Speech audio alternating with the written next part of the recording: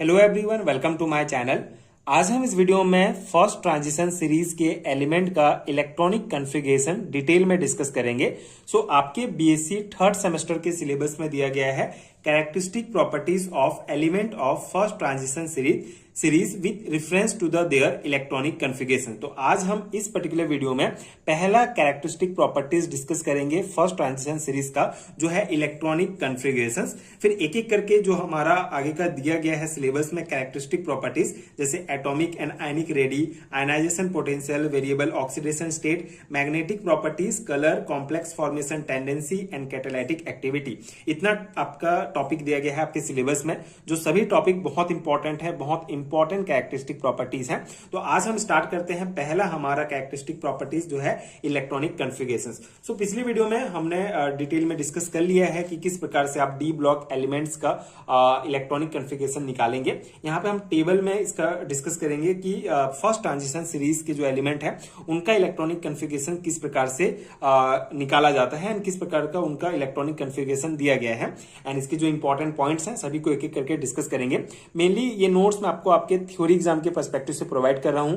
तो आपको जैसे अगर कैरेक्टरिस्टिक प्रॉपर्टीज लिखने के लिए आता है तो इलेक्ट्रॉनिक कॉन्फ़िगरेशन दिया गया है तो आपको थ्योरी में पूरा लिखना पड़ेगा, पूरा कॉन्सेप्ट समझाना पड़ेगा। इलेक्ट्रॉनिक कॉन्फ़िगरेशंस के लिए हम क्या लिखेंगे? In the atoms of transition elements the outer most energy level has ns1 or ns2 configuration while the penultimate cell possesses the configuration of n-1 d 1 to 10। ठीक है, तो सिंपल सा डेफिनेशन है बेसिकली जो ट्रांजिशन एलिमेंट्स होता है, basically जो हमारा डी ब्लॉक एलिमेंट है जिसको ट्रांजिशन एलिमेंट कहा जाता है, उनको ट्रांजिशन सीरीज में डिवाइड किया गया है। ठीक है, जैसे हमने पिछले वीडियो में डिस्कस किया first transition series, second and third and fourth transition series. तो फर्स्ट ट्रांजिशन सीरीज के जो एलिमेंट होते हैं बेसिकली उनको कहा जाता है जिनका लास्ट इलेक्ट्रॉन कहां पर एंटर करेगा? 3D ऑर्बिटल में एंटर करेगा। ठीक है, तो यहाँ पे 3D ऑर्बिटल में एंटर करेगा एंड उससे पहले जो हमारा जो इलेक्ट्रॉन एंटर करेगा वो s ऑर्बिटल में जाएगा। तो जो s ऑर्बिटल होगा वो हमारा एक इलेक्ट्रॉन या दो इलेक्ट्रॉन उसमें होंगे, लेकिन जो हमारा डी ऑर्बिटल होगा उसमें 1 से लेकर 10 इलेक्ट्रॉन हो सकते हैं। ठीक है, बेसिकली डी में मैक्सिमम 10 इलेक्ट्रॉन ही जाएंगे डी ऑर्बिटल में। तो अगर n-1 d 1 to 10 पेनल्टीमेट इसलिए कहा गया है क्योंकि रूल्स के हिसाब से पहले मान लो हमारा 4s ऑर्बिटल है तो ये पहले भरेगा, उसके बाद फिर जो अगर हमारा इलेक्ट्रॉन बच जाता है तो वो फिर 3D में जाएगा। ठीक है, तो ये 4 हमारा हो गया।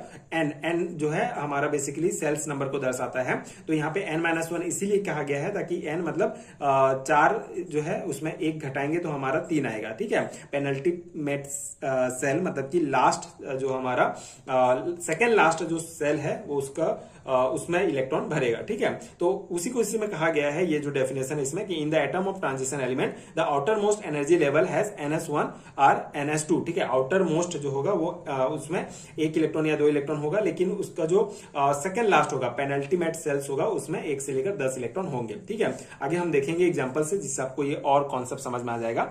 Therefore the general electronic configuration of atom of first transition series is, ठीक है, ये बहुत इंपॉर्टेंट है, ये आपको अच्छे से याद रखना होगा। फर्स्ट ट्रांजिशन सीरीज एलिमेंट्स का जो जनरल इलेक्ट्रॉनिक कॉन्फ़िगरेशन होगा वो यहाँ पे AR जो है हमारा ऑर्गन इसलिए लिखा गया है क्योंकि ये हमारा मोस्ट स्टेबल जो है नोबल गैस है। तो ऑर्गन का हमारा 18 होता है इलेक्ट्रॉनिक एटॉमिक नंबर, तो 18, उसके बाद बाकी जो है हमारा मतलब इसको इजी इलेक्ट्रॉनिक कॉन्फ़िगरेशन को पूरा ना लिखना पड़े इसलिए हम यहाँ पे ऑर्गन लिख देते हैं और इसका 18 इलेक्ट्रॉन इसको ऐड कर देंगे। उसके बाद फिर जो है हम इलेक्ट्रॉनिक कॉन्फ़िगरेशन लिखेंगे, तो 3D 1 to 10 and 4s 1 to 2। ठीक है, तो ये हमारा जनरल इलेक्ट्रॉनिक कॉन्फ़िगरेशन है फर्स्ट ट्रांजिशन सीरीज का। अब इस टेबल से आप देख सकते हैं, इससे आपको पूरा जितने भी फर्स्ट ट्रांजिशन सीरीज के एलिमेंट है सभी का इलेक्ट्रॉनिक कॉन्फ़िगरेशन क्लियर हो जाएगा। ठीक है, यहाँ पे एलिमेंट्स दिया गया है, यहाँ पे एटॉमिक नंबर और ये सेल्स है। ठीक है, जैसे मैंने आपको पहले वीडियो में समझाया था कि ये हमारा न्यूक्लियस हो गया, उसके बाद ये जो एटम में होता है ये सेल्स कहलाते हैं। ठीक है, पहले इलेक्ट्रॉन पहले सेल में भरेगा, फिर दूसरे सेल, फिर तीसरे सेल में, इस प्रकार से इलेक्ट्रॉन भरते जाते हैं। इलेक्ट्रॉन कौन से सेल में कितना इलेक्ट्रॉन होगा उसकी संख्या भी हमने निकाला था। तो यहाँ पे अगर हम के सेल की बात करें तो के सेल को डिवाइड किया गया है एक सब सेल में। ठीक है, 1s। ठीक है, इसका एक ही सब सेल होगा और एक s ऑर्बिटल है तो उसमें कितना मैक्सिमम इलेक्ट्रॉन जा सकते हैं? 2 इलेक्ट्रॉन जाएंगे। उसी प्रकार अगर हम सेकेंड सेल की बात करें जो एल सेल होगा हमारा, ठीक है, ये सेकंड नंबर का सेल है, इसको दो सब सेल में बांटा गया है, एस एंड पी, ठीक है। तो एस में हमारा मैक्सिमम 2 इलेक्ट्रॉन जाएगा और पी ऑर्बिटल में जाएगा हमारा, पी सब सेल में जाएगा 6 इलेक्ट्रॉन, ठीक है। तो इस प्रकार से स्कैंडियम में 2 इलेक्ट्रॉन यहाँ, 2 इलेक्ट्रॉन यहाँ, 6 यहाँ पे। उसके बाद फिर एम जो हमारा सेल है उसका 3 सब सेल है, एस पी एंड डी। तो यहाँ पे एस में जाएगा 2, फिर पी में 6 और डी में अब यहाँ पे 1 क्यों आएगा, क्योंकि हमारा जो इलेक्ट्रॉन है वो पहले 4s ऑर्बिटल में भरेगा, फिर बच गया 1, तो 1 जो है हमारा फिर 3d में जाएगा, ठीक है। तो इस प्रकार से ये हमारा electronic configuration first transition series में भरता है।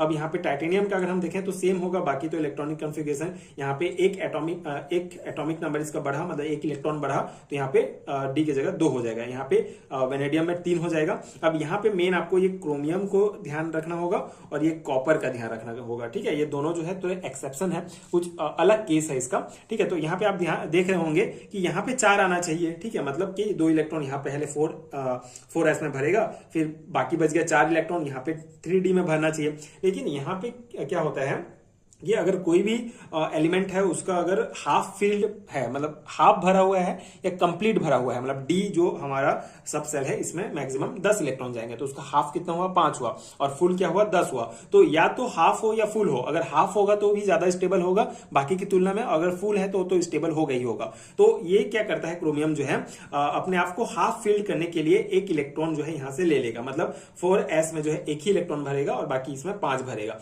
जिससे ये ज्यादा स्टेबल हो जाएगा, ठीक है। सेम फिर आगे जो है मैग्नीज का वही है, ये भी हाफ फील्ड होगा, ठीक है। ये तो नॉर्मली हाफ फील्ड होता, लेकिन स्पेशल केस क्रोमियम का इसलिए है क्योंकि इसमें 4 होना चाहिए अगर रूल्स को देखें, लेकिन इसमें 5 होता है, ठीक है, ताकि ये ज्यादा स्टेबल बन सके। उसी प्रकार बाकी भी इलेक्ट्रॉनिक कॉन्फ़िगरेशन आप देख लेंगे, ठीक है। सिंपल है, बहुत सिंपल है, आपको रूल्स के हिसाब से भरना है। एंड यहाँ पे कॉपर का भी वही केस है, यहाँ पे 9 होना चाहिए रूल के हिसाब से, लेकिन यहाँ पे 10 होता है ताकि ये कंप्लीटली फील्ड हो जाए, मतलब एक जो s ऑर्बिटल में भरना चाहिए 1 इलेक्ट्रॉन, वो आके d ऑर्बिटल में भर जाता है, ठीक है। तो ये सिंपल सा इसका जो है कॉन्सेप्ट है, ये 2 इंपॉर्टेंट कॉन्सेप्ट आपको ध्यान रखना होगा, जिसको आप थ्योरी में किस प्रकार लिखेंगे उसको यहाँ पे हम देखते हैं।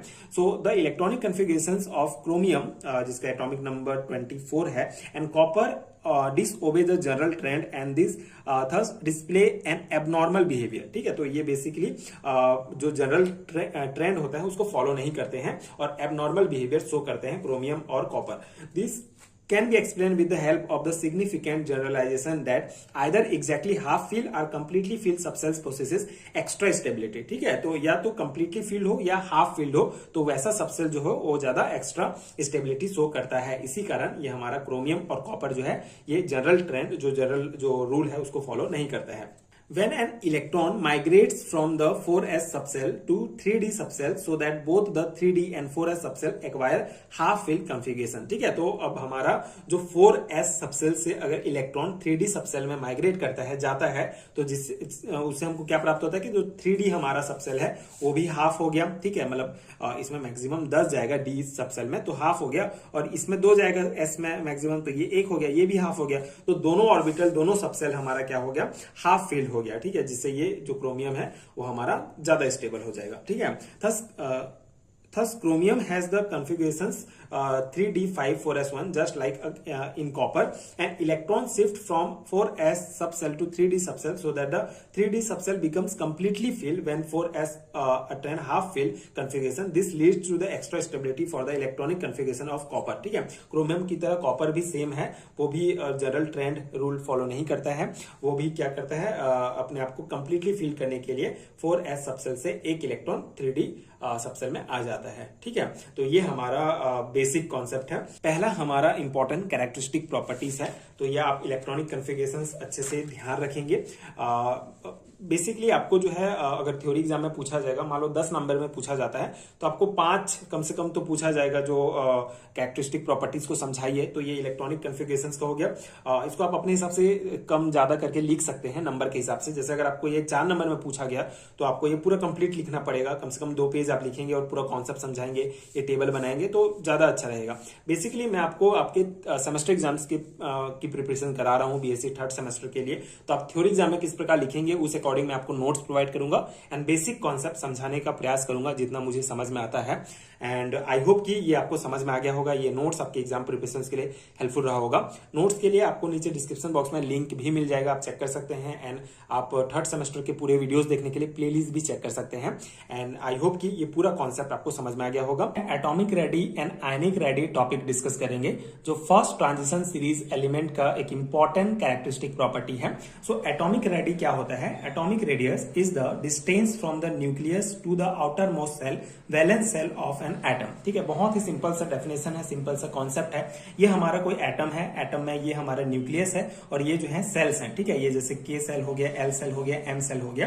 तो जो आउटर मोस्ट सेल होता है, जो सबसे लास्ट वाला सेल होगा, वैलेंस सेल होगा, उसकी और न्यूक्लियस के बीच की दूरी को एटॉमिक रेडियस कहा जाता है। ठीक है, किसी भी एटम में न्यूक्लियस और आउटर मोस्ट सेल के बीच की दूरी को एटॉमिक रेडियस कहेंगे। ठीक है, तो ये सिंपल सा डेफिनेशन है एटॉमिक रेडियस का। हम फर्स्ट ट्रांजिशन सीरीज के कॉन्टेक्स्ट में एटॉमिक रेडियस डिस्कस कर रहे हैं। तो डी ब्लॉक एलिमेंट में पीरियोडिक टेबल में क्या ट्रेंड होता है उसको हम यहाँ पे समझेंगे। यहाँ पे एक कॉन्सेप्ट आपको समझना होगा, सिंपल सा, जैसे रेडियस या रेडी, दो शब्द आपको दिख रहे होंगे, आप दोनों में से कोई भी यूज कर सकते हैं। रेडियस हमारा सिंगुलर फॉर्म होता है और रेडी जो है वो प्लूरल फॉर्म होता है। ठीक है, तो यहाँ पे हम डी ब्लॉक एलिमेंट में एटॉमिक रेडी का ट्रेंड किस प्रकार होगा उसको देखते हैं। So from scandium to zinc in the 3D series atomic radius slightly decrease at first then become almost constant. ठीक है, अगर हम पीरियोडिक टेबल में देखें, स्कैंडियम से जिंक की तरफ जाते हैं 3D सीरीज में, तो जो एटॉमिक रेडियस है वो पहले थोड़ा सा डिक्रीज होगा पहले, उसके बाद फिर वो ऑलमोस्ट कांस्टेंट ही रहता है। ठीक है, आगे हम जब इसका मान देखेंगे तो उसमें आपको समझ में आएगा। तो ये बहुत इंपॉर्टेंट चीज आपको ध्यान रखना होगा। फर्स्ट ट्रांजिशन सीरीज मतलब 3D सीरीज की हम बात कर रहे हैं, तो वहां पे स्कैंडियम से जिंक की तरफ अगर हम जाते हैं पीरियोडिक टेबल में, तो एटॉमिक रेडियस स्टार्टिंग में थोड़ा सा डिक्रीज होगा, उसके बाद फिर ऑलमोस्ट सेम रहता है।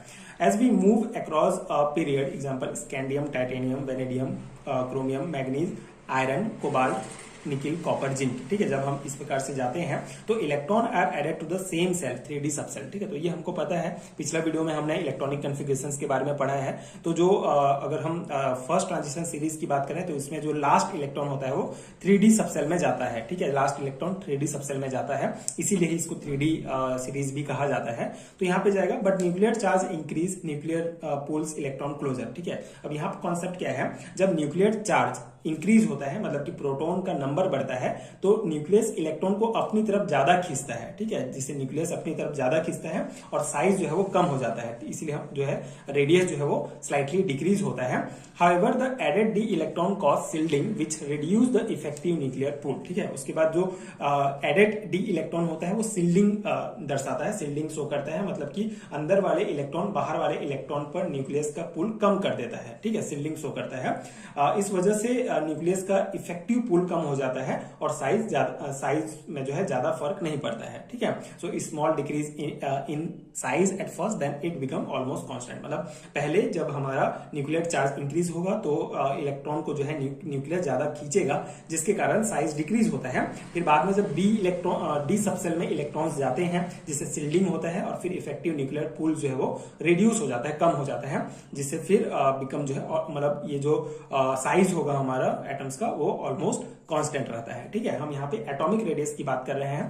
फर्स्ट ट्रांजिशन सीरीज में जितने भी एलिमेंट है उनका रेडियस कितना होता है, तो पहले जो है डिक्रीज होगा थोड़ा सा, उसके बाद फिर कांस्टेंट ही रहता है। ठीक है, तो आई होप आपको कॉन्सेप्ट समझ में आ गया होगा। एटॉमिक रेडियस बेसिकली सिंपल सा है, किसी भी एटम के न्यूक्लियस और आउटर मोस्ट सेल के बीच का जो डिस्टेंस होगा उसके एटॉमिक रेडियस कहेंगे। ठीक है, ट्रेंड की बात कर रहे हैं फर्स्ट ट्रांजिशन सीरीज में, तो स्कैंडियम से जिंक की तरफ अगर हम जाते हैं तो पहले स्लाइटली डिक्रीज होगा, उसके बाद फिर ऑलमोस्ट कांस्टेंट रहेगा।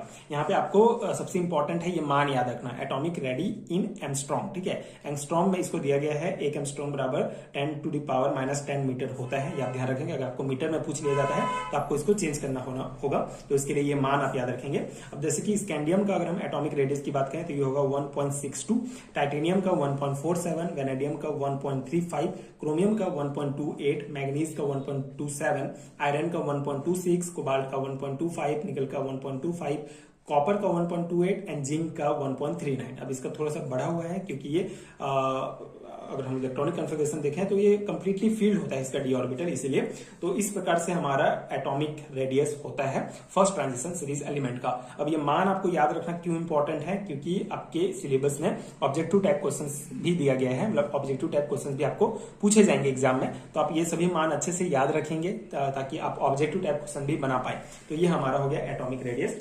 अब हमारा नेक्स्ट कॉन्सेप्ट है आयनिक रेडियस, ठीक है। तो एटॉमिक रेडियस और आयनिक रेडियस, यहाँ पे एटॉमिक रेडियस आई होप आपको समझ में आ गया होगा, किसी एटम की बात कर रहे हैं, और आयनिक रेडियस हम किसी आयन की बात करते हैं, ठीक है। कॉन्सेप्ट सेम है, मतलब न्यूक्लियस और आउटर मोस्ट सेल के बीच का जो डिस्टेंस है वो भी आयनिक रेडियस ही होगा, लेकिन यहाँ पे हम आयन की बात कर रहे हैं। Ionic radius is the distance from the nucleus of an ion, ठीक है। किसी आयन के न्यूक्लियस और आउटर मोस्ट सेल, किसी इलेक्ट्रॉन के आउटर मोस्ट सेल के बीच के डिस्टेंस को आयनिक रेडियस कहते हैं। It represent the size of an ion whether it is cation और एनायन, ठीक है। ये बेसिकली किसी भी आयन, कैटायन हो या एनायन हो, उसके साइज को रिप्रेजेंट करता है। जैसे यहाँ पे आप डायग्राम में समझ सकते हैं, ये हमारा कैटायन है जिसका साइज थोड़ा छोटा है, और ये एनायन है जिसका साइज बड़ा है, ठीक है। तो यहाँ पे जो हमारा आयन का न्यूक्लियस है वो, और ये जो आउटर मोस्ट जो हमारा ये सेल है, ठीक है, इन दोनों के बीच के डिस्टेंस को हम कहेंगे आयनिक रेडियस ऑफ कैटायन। और एनायन की बात करेंगे तो सेम वही, ये न्यूक्लियस और ये आउटर मोस्ट सेल के बीच के डिस्टेंस को आयनिक रेडियस ऑफ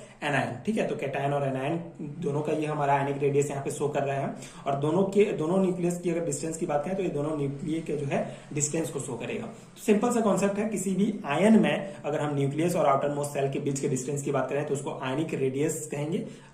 कैटायन का आयनिक रेडियस या एनायन का आयनिक रेडियस, ठीक है। पॉजिटिव चार्ज है तो ये कैटायन हमारा, ये एनायन। अब ये एनायन और कैटायन का साइज क्यों डिफरेंस है, इसको हम थोड़ा देख लेते हैं। When an atom losses electron it become a cation and it radius decreases, ठीक है।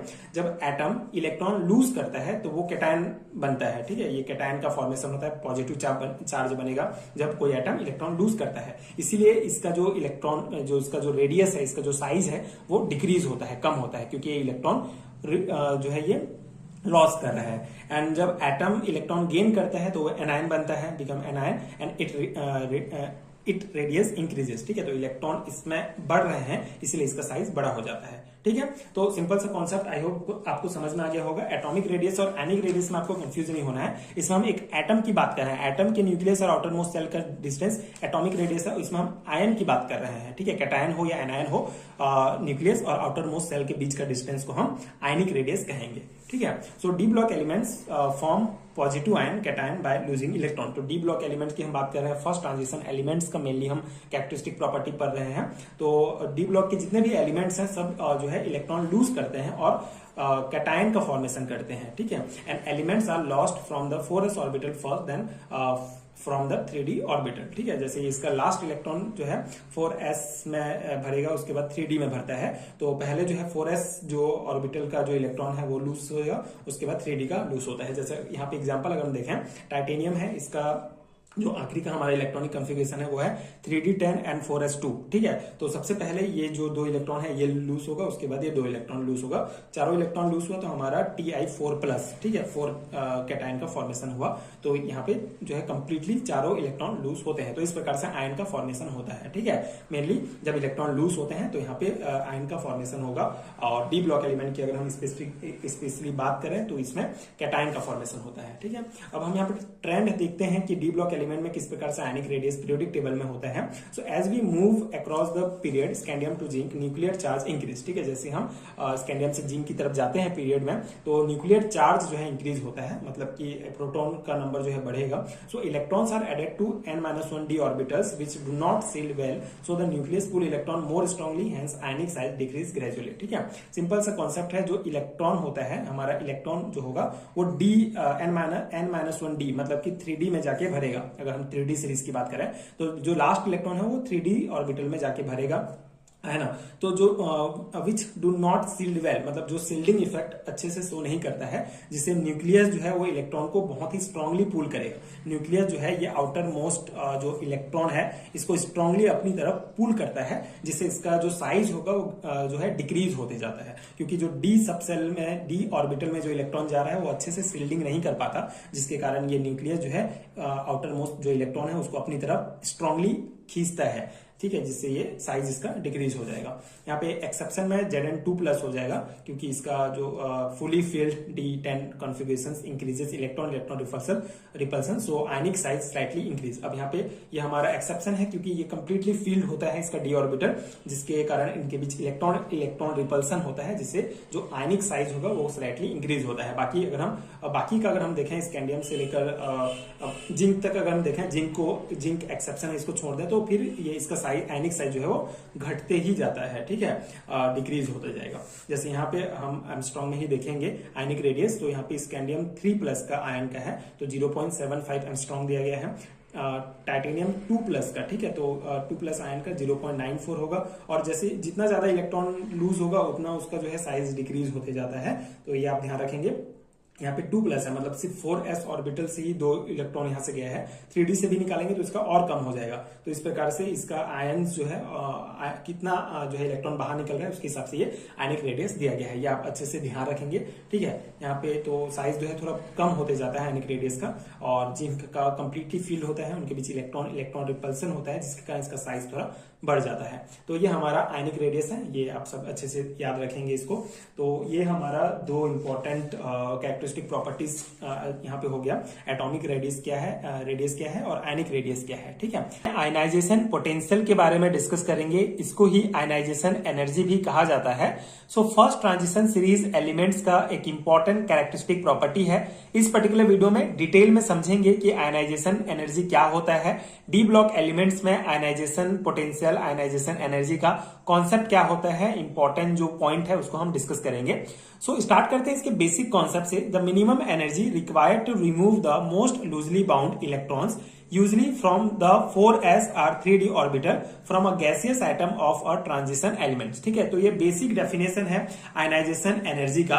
आयनाइजेशन एनर्जी बहुत सिंपल सा कॉन्सेप्ट है, ये जैसे कि हमारा एक एटम है, बीच में न्यूक्लियस है और ये हमारे सेल्स हैं। तो ये जो आउटर सेल्स होते हैं इसमें इलेक्ट्रॉन्स होते हैं, तो जो सबसे आउटर सेल होता है, सबसे जो वैलेंस सेल होगा, उसमें से किसी एक इलेक्ट्रॉन को बाहर निकालने के लिए जो मिनिमम एनर्जी हमको रिक्वायर्ड होता है उसको ही आयनाइजेशन एनर्जी कहा जाता है, ठीक है। बहुत सिंपल सा कॉन्सेप्ट है, जो मिनिमम एनर्जी रिक्वायर्ड होता है most loosely bound electron, usually हम यहाँ पे 3D सीरीज की एलिमेंट्स की बात कर रहे हैं, तो वहां पे जो 3D सीरीज के एलिमेंट्स हैं उसका जो लास्ट इलेक्ट्रॉन होता है वो 3D ऑर्बिटल में जाएगा या 4s ऑर्बिटल में होता है। तो इन ऑर्बिटल से एक इलेक्ट्रॉन को बाहर निकालने के लिए जितने मिनिमम एनर्जी की आवश्यकता है उसी को हम आयनाइजेशन एनर्जी कहते हैं, ठीक है। मतलब बेसिक कॉन्सेप्ट ये है आयनाइजेशन एनर्जी का कि जो लास्ट इलेक्ट्रॉन होगा जिस ऑर्बिटल में जाता है, उस ऑर्बिटल से इलेक्ट्रॉन को बाहर निकालने के लिए जो एनर्जी की आवश्यकता होती है, मिनिमम एनर्जी, उसको आयनाइजेशन एनर्जी कहते हैं। हम यहाँ पे 3D सीरीज की बात कर रहे हैं, फर्स्ट ट्रांजिशन सीरीज की हम उसके कैरेक्टरिस्टिक प्रॉपर्टी के बारे में पढ़ रहे हैं।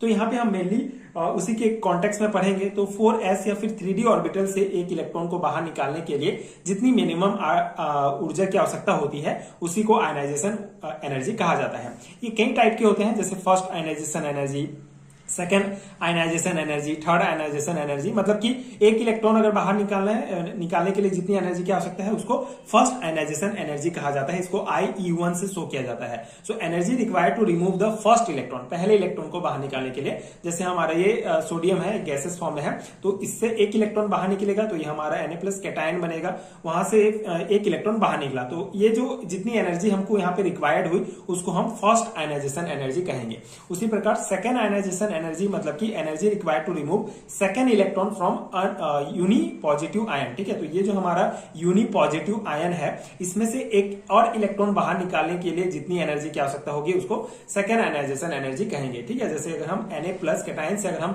एक इलेक्ट्रॉन और बाहर निकालते हैं तो हमारा Na2+ आ जाएगा और ये हमारा एक इलेक्ट्रॉन बाहर निकल गया, ठीक है। तो ये कॉन्सेप्ट आई होप आपको समझ में आ गया होगा। अगर एक इलेक्ट्रॉन निकालना है तो फर्स्ट आयनाइजेशन एनर्जी, 2 इलेक्ट्रॉन निकालना है तो सेकेंड आयनाइजेशन एनर्जी हो जाएगा इसी प्रकार से। And second ionization energy is always greater than the first because after removing one electron the remaining electron are more tightly held, ठीक है। तो जो सेकेंड आयनाइजेशन एनर्जी होता है हमेशा वो ज्यादा होता है फर्स्ट आयनाइजेशन की तुलना में, ठीक है, आयनाइजेशन एनर्जी की तुलना में। क्योंकि देखिए एक इलेक्ट्रॉन बाहर निकल गया, उसके बाद जब एक इलेक्ट्रॉन बाहर निकल जाता है तो जो बाकी इलेक्ट्रॉन होते हैं वो टाइटली बॉन्ड हो जाते हैं, ठीक है। मतलब ये न्यूक्लियस तो है, न्यूक्लियस जो है ये इलेक्ट्रॉन्स को अपनी तरफ जो है अट्रैक्ट करता है, खींचता है। तो एक इलेक्ट्रॉन बाहर निकलते ही बाकी इलेक्ट्रॉन और ज्यादा टाइटली इससे जुड़ जाते हैं, इनके भी जो फोर्स होता है वो और बढ़ जाता है, अट्रैक्शन, जिसके कारण जो सेकंड इलेक्ट्रॉन है उसको बाहर निकालने के लिए हमको ज्यादा ऊर्जा की आवश्यकता होती है। इसीलिए यहाँ पे कहा गया है कि जो सेकंड आयनाइजेशन एनर्जी होता है हमेशा ज्यादा होता है फर्स्ट की तुलना में। ठीक है, ये हो गया हमारा कॉन्सेप्ट। तो आई होप आपको बेसिक कॉन्सेप्ट समझ में आ गया होगा। किसी भी एटम से जो लूजली बॉन्डेड इलेक्ट्रॉन है, जो सबसे आउटर सेल में इलेक्ट्रॉन है, उसको बाहर निकालने के लिए जितनी एनर्जी, ऊर्जा की आवश्यकता है उसी को आयनाइजेशन एनर्जी या आयनाइजेशन पोटेंशियल कहा जाता है। अब डी ब्लॉक एलिमेंट्स में जो हमारा पीरियोडिक टेबल है उसमें क्या ट्रेंड है उसको हम देखेंगे। So in D block element the first ionization energy of D block elements lie between S block and P block elements. अगर हम कंप्लीट डी ब्लॉक की बात करें तो डी ब्लॉक एलिमेंट्स का जो फर्स्ट आयनाइजेशन एनर्जी होता है वो एस ब्लॉक और पी ब्लॉक के बीच में होता है। मतलब they are higher than those of S block elements and are lesser than those of P block elements. मतलब डी ब्लॉक एलिमेंट्स के इलेक्ट्रॉन्स को बाहर निकालने के लिए हमको एस ब्लॉक जो एलिमेंट्स हैं उनसे ज्यादा एनर्जी की आवश्यकता होगी और पी ब्लॉक से कम एनर्जी की आवश्यकता होगी। मतलब डी ब्लॉक एलिमेंट्स का जो फर्स्ट आयनाइजेशन एनर्जी होता है वो एस ब्लॉक और पी ब्लॉक के बीच में होता है। अब यहाँ पे मेन आपको ये ध्यान रखना होगा कि जो फर्स्ट ट्रांजिशन सीरीज हमारा है उसका जो आयनाइजेशन एनर्जी है, first ionization energy kilo joule पर मोल में ये दिया गया है, तो ये आपको अच्छे से ध्यान रखना होगा। The ionization energy gradually increase with increase in atomic number along a given transition series. ठीक है, तो फर्स्ट ट्रांजिशन सीरीज में जो आयनाइजेशन एनर्जी होता है एटॉमिक नंबर के साथ जो है इंक्रीज होते जाता है। जैसे यहाँ पे आप देखेंगे स्कैंडियम का 632 है, 632 होगा, टाइटेनियम का 659, वेनेडियम का 650, क्रोमियम का 652, मैग्नीज का 717, आयरन का 762, कोबाल्ट का 758, निकिल का 736, कॉपर का 745 एंड जिंक का 906। अब ये जिंक का ज्यादा क्यों है? क्योंकि ये कंप्लीटली फील्ड डी ऑर्बिटल होता है, जिसके कारण इलेक्ट्रॉन को बाहर निकालना ज्यादा मुश्किल है। इसके कारण इसका आयनाइजेशन एनर्जी भी, जो फर्स्ट आयनाइजेशन एनर्जी होगा वो भी ज्यादा होता है। तो ये मान आप ध्यान रखेंगे, बहुत इंपॉर्टेंट है। अब इसका एक्सप्लेनेशन दिया गया है कि क्यों जो इसका एटॉमिक नंबर के साथ इसका जो आयनाइजेशन एनर्जी क्यों बढ़ते जाता है। So this is due to an increase nuclear charge with increase in atomic number which reduce the size of atom making the removal of outer electron difficult. ठीक है, तो जैसे जैसे हमारा एटॉमिक नंबर बढ़ते जाता है न्यूक्लियर चार्ज भी बढ़ते जाता है। अब न्यूक्लियर चार्ज बढ़ेगा मतलब अट्रैक्शन, मतलब ज्यादा स्ट्रांगली जो है वो इलेक्ट्रॉन्स को न्यूक्लियस अपनी तरफ खींचेगा, जिससे आउटर इलेक्ट्रॉन को बाहर निकालने के लिए जो है ज्यादा एनर्जी की आवश्यकता होती है। इसीलिए एटॉमिक नंबर बढ़ने के साथ साथ न्यूक्लियर चार्ज बढ़ेगा, जिससे जो आउटर इलेक्ट्रॉन है उसको निकालना ज्यादा डिफिकल्ट होगा, जिसके कारण आयनाइजेशन एनर्जी का मान भी बढ़ेगा। तो ये फर्स्ट आयनाइजेशन एनर्जी है, ये मान दिया गया है, ये आप अच्छे से ध्यान रखेंगे। ठीक है, अब कुछ और इंपॉर्टेंट पॉइंट है जो हम एक एक करके डिस्कस करते हैं।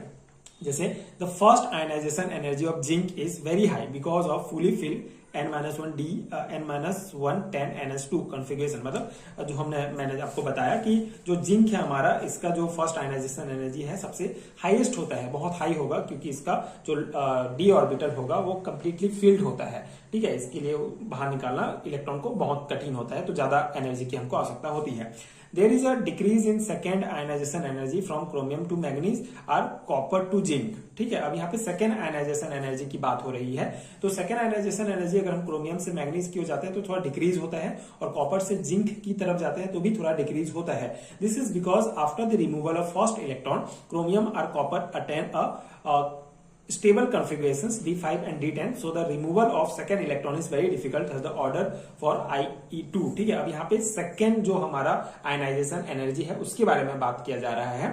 तो यहाँ पे कॉन्सेप्ट क्या है कि जब हम कॉपर से मैग्नीज की तरफ जाते हैं तो हमारा जो सेकेंड आयनाइजेशन एनर्जी होता है वो डिक्रीज हो जाता है। ठीक है, क्योंकि देखिए जो कॉपर होगा वो अगर हम वहां से इलेक्ट्रॉन बाहर निकालते हैं तो हमारा D5 और जो क्रोमियम है उसका D5 हो जाता है। मतलब ये हाफ फील्ड है, कंप्लीट हाफ फील्ड है डी ऑर्बिटल, जो ज्यादा स्टेबल है बाकी की तुलना में। और ये कॉपर का अगर हम देखें तो D10 जो कंप्लीटली फील्ड होता है। ठीक है, तो इसके कारण जो हमारा क्रोमियम और कॉपर होता है अपने नेबरिंग जो एलिमेंट है उनकी तुलना में इनका जो इनका जो आयनाइजेशन एनर्जी होगा वो ज्यादा होता है, ठीक है। जैसे वेनेडियम से भी ज्यादा होगा और मैग्नीज से भी ज्यादा होगा क्रोमियम का, क्योंकि इसका अगर हम लास्ट कॉन्फ़िगरेशन देखें तो इनके पास मोस्टली मतलब D5 है, जो कि स्टेबल कॉन्फ़िगरेशन है, ठीक है। स्टेबल इलेक्ट्रॉनिक विन्यास है, जिसके कारण इससे इलेक्ट्रॉन को बाहर निकालना ज्यादा कठिन होता है, तो इन दोनों की तुलना में इसका ज्यादा होगा। उसी प्रकार कॉपर में जो है लास्ट जो हमारा एक इलेक्ट्रॉन बाहर निकालने के बाद जो D10 हो जाता है, मतलब ये कंप्लीटली स्टेबल हो जाता है, जिसके कारण यहाँ से इलेक्ट्रॉन निकालना मुश्किल होगा। तो अगेन इसका जो हमारा आयनाइजेशन एनर्जी होता है वो ज्यादा होता है, ठीक है। तो और अपने नेबरिंग एलिमेंट जैसे कि निकिल और जिंक से भी इसका कॉपर का आयनाइजेशन जो एनर्जी होगा, सेकेंड आयनाइजेशन एनर्जी की बात हो रही है, वो ज्यादा होता है। फर्स्ट का तो ऑब्वियसली जिंक का ज्यादा होगा, लेकिन सेकेंड का जो है कॉपर और क्रोमियम का ज्यादा होता है। Third ionization energy of manganese is very high because the third electron must be removed from a stable half filled 3d orbital। अब मैग्नीज का थर्ड आयनाइजेशन एनर्जी ज्यादा होता है, क्योंकि यहाँ से जो है 2 इलेक्ट्रॉन निकलने के बाद जो है इसका 3d5 हो जाएगा, मतलब यहाँ से ये हाफ फील्ड हो जाएगा। और हाफ फील्ड जो होता है, हाफ फील्ड और कंप्लीटली फील्ड दोनों जो है ज्यादा स्टेबल होते हैं बाकी की तुलना में, ठीक है। तो मैग्नीज भी हाफ फील्ड हो गया, इसलिए यहाँ से इलेक्ट्रॉन निकालना मुश्किल हो जाता है, ठीक है। तो ये थर्ड आयनाइजेशन एनर्जी की बात हो रही है। तो ये भी इंपॉर्टेंट पॉइंट है, क्योंकि हम फर्स्ट ट्रांजिशन सीरीज के एलिमेंट की बात कर रहे हैं, तो आपको सिर्फ फर्स्ट आयनाइजेशन एनर्जी ही नहीं बल्कि second and third ionization energy का कॉन्सेप्ट भी याद रखना होगा। तो ये हमारा आयनाइजेशन पोटेंशियल का पूरा कॉन्सेप्ट हो जाता है। आपके BSc third semester chemistry first unit का ये सिलेबस हम पढ़ रहे हैं, जो आयनाइजेशन पोटेंशियल है फर्स्ट ट्रांजिशन सीरीज एलिमेंट का एक इंपॉर्टेंट कैरेक्टरिस्टिक प्रॉपर्टी है। तो ये हो गया हमारा कॉन्सेप्ट, आई होप आपको समझ में आ गया होगा। फर्स्ट ट्रांजिशन सीरीज एलिमेंट का एक important characteristic property variable oxidation states के बारे में डिस्कस करेंगे। बहुत इंपॉर्टेंट टॉपिक है, इंपॉर्टेंट कॉन्सेप्ट है। सो इस पर्टिकुलर वीडियो में इसका बेसिक कॉन्सेप्ट समझेंगे एंड 3D सीरीज के जो एलिमेंट हैं वो कौन कौन से ऑक्सीडेशन स्टेट शो करते हैं उसको इस टेबल के माध्यम से डिस्कस करेंगे। सो बहुत इंपॉर्टेंट वीडियो है, आपके बीएससी सेमेस्टर एग्जाम्स के लिए बहुत हेल्पफुल होगा। स्टार्ट करते हैं इसके बेसिक कॉन्सेप्ट से। So a characteristic property of transition elements is their ability to exhibit several oxidation states with the exception of a few elements. Most of these elements show variable oxidation states. This different oxidation state of the transition elements are related to the electronic configurations of their atoms. सो ये हमारा theory point है। तो oxidation state क्या होता है, basically जब कोई element electron देता है या लेता है तो उसका ऑक्सीडेशन स्टेट चेंज होता है। अब यहाँ पे हम फर्स्ट ट्रांजिशन एलिमेंट की बात कर रहे हैं, डी ब्लॉक एलिमेंट्स के बारे में पढ़ रहे हैं। तो जो डी ब्लॉक एलिमेंट्स होते हैं ये एक या एक से ज्यादा ऑक्सीडेशन स्टेट शो करते हैं, इसीलिए इनको जो है वेरिएबल ऑक्सीडेशन स्टेट शो करने वाले एलिमेंट कहलाते हैं। मतलब अगर कोई भी एलिमेंट एक से ज्यादा ऑक्सीडेशन स्टेट शो करता है तो उसको वेरिएबल ऑक्सीडेशन स्टेट कहा जाता है, ठीक है। इसीलिए आपके सिलेबस में वेरिएबल ऑक्सीडेशन स्टेट के बारे में दिया गया है, क्योंकि हम यहाँ पे फर्स्ट ट्रांजिशन एलिमेंट की बात कर रहे हैं जो अलग अलग प्रकार के ऑक्सीडेशन स्टेट शो करते हैं। मतलब कितना इलेक्ट्रॉन वहां से बाहर निकला उसके हिसाब से जो है इसका ऑक्सीडेशन स्टेट जो है डिसाइड होता है। सो इस थ्योरी पॉइंट में वही कहा गया है, ये ट्रांजिशन एलिमेंट्स का एक कैरेक्टरिस्टिक प्रॉपर्टी है जो ऑक्सीडेशन स्टेट कितना शो करते हैं उसकी एबिलिटी को शो करता है। एंड कुछ एक्सेप्शंस भी हैं, एंड जो मोस्ट ऑफ द एलिमेंट हैं वो बहुत सारे ऑक्सीडेशन स्टेट शो करते हैं, इसीलिए ये इसको जो है वेरिएबल ऑक्सीडेशन स्टेट शो करने वाले एलिमेंट कहलाते हैं। अब इनका जो ये जो ट्रांजिशन एलिमेंट्स हैं बेसिकली इनका जो ऑक्सीडेशन स्टेट है वो इलेक्ट्रॉनिक कॉन्फ़िगरेशंस के ऊपर डिपेंड करता है, इनके एटम के इलेक्ट्रॉनिक कॉन्फ़िगरेशंस के ऊपर। कैसे, यहाँ पे इस टेबल में आप देख सकते हैं ये हमारा एलिमेंट्स दिया गया है, ये एटॉमिक नंबर, ये आउटर इलेक्ट्रॉनिक कॉन्फ़िगरेशंस, ठीक है, क्योंकि ये इनका oxidation state mainly electronic configurations के ऊपर डिपेंड करता है। जैसे अगर हम स्कैंडियम की बात करें तो इसका एटॉमिक नंबर 21 होगा और आउटर इलेक्ट्रॉनिक कॉन्फ़िगरेशन यहाँ पे लिखा गया है, कंप्लीटली नहीं लिखा गया है। तो आउटर इलेक्ट्रॉनिक कॉन्फ़िगरेशंस की बात करें तो इसका होता है 3d1 and 4s2। पहले 4s ऑर्बिटल में इलेक्ट्रॉन भरेगा 2 इलेक्ट्रॉन, उसके बाद जो लास्ट इलेक्ट्रॉन होगा वो 3d ऑर्बिटल में जाके भरेगा। तो 3d ऑर्बिटल में एक इलेक्ट्रॉन भरा है। अब इसका ऑक्सीडेशन स्टेट कैसे डिसाइड करेंगे, जब यहां से 2 इलेक्ट्रॉन बाहर निकल जाएगा, 2 इलेक्ट्रॉन बाहर निकलेगा तो ये +2 ऑक्सीडेशन स्टेट शो करेगा, क्योंकि उसके बाद इसके आउटर इलेक्ट्रॉन में जो है 3d1 एक इलेक्ट्रॉन बचेगा, ठीक है। तो उसका जो सबसे आउटर इलेक्ट्रॉन, आउटर ऑर्बिटल है वहां से 2 इलेक्ट्रॉन बाहर निकला, जिससे ये +2 ऑक्सीडेशन स्टेट शो करेगा। उसके बाद एक और इलेक्ट्रॉन है जो बाहर निकल सकता है स्कैंडियम से, तो ये इलेक्ट्रॉन जब बाहर निकलेगा तो ये +3 जो है ऑक्सीडेशन स्टेट शो करेगा। ठीक है, बहुत सिंपल सा है। आप यहाँ पे देखिए, अगर आपको आउटर इलेक्ट्रॉनिक कन्फिगरेशंस पता है तो 2 इलेक्ट्रॉन जब बाहर निकलेगा तो ये +2 शो करेगा, मतलब 1 इलेक्ट्रॉन जो है अगर बाहर निकलता है तो एक +1 ऑक्सीडेशन स्टेट शो करेगा। तो यहाँ पे स्कैंडियम की अगर हम बात करें तो इसका मैक्सिमम जो ऑक्सीडेशन स्टेट होगा वो 3+ होगा। ठीक है, 3+ ऑक्सीडेशन स्टेट होगा, क्योंकि 2 इलेक्ट्रॉन यहां से निकलेगा, 1 इलेक्ट्रॉन ये बाहर निकल जाएगा, तो इसका आउटर इलेक्ट्रॉन में जो है 0 इलेक्ट्रॉन बचेंगे। ठीक है, 3D में, तो ये +3 जो है इसका 3+ जो ऑक्सीडेशन स्टेट है ये हाईएस्ट है। टाइटेनियम की बात करें तो 3D2 and 4s2 होगा, तो 2 इलेक्ट्रॉन निकलेगा तो +2 भी शो करेगा, और 1 इलेक्ट्रॉन निकलेगा तो ये 3D1 बच जाएगा आखिरी में इसका, तो ये 3+ ऑक्सीडेशन स्टेट भी शो करेगा। एक और इलेक्ट्रॉन बाहर निकलेगा तो ये 4+ ऑक्सीडेशन स्टेट शो करेगा। मतलब टाइटेनियम का मैक्सिमम जो है वो 4+ होगा। मतलब आउटर जो हमारा सेल है, जैसे जो डी सेल हो गया या डी सबसेल हो गया या एस सबसेल हो गया, इनसे कितना इलेक्ट्रॉन बाहर निकल रहा है उसके हिसाब से हमारा ऑक्सीडेशन स्टेट जो है डिसाइड होता है। ठीक है, जितना इलेक्ट्रॉन बाहर निकला उतना ऑक्सीडेशन स्टेट होगा।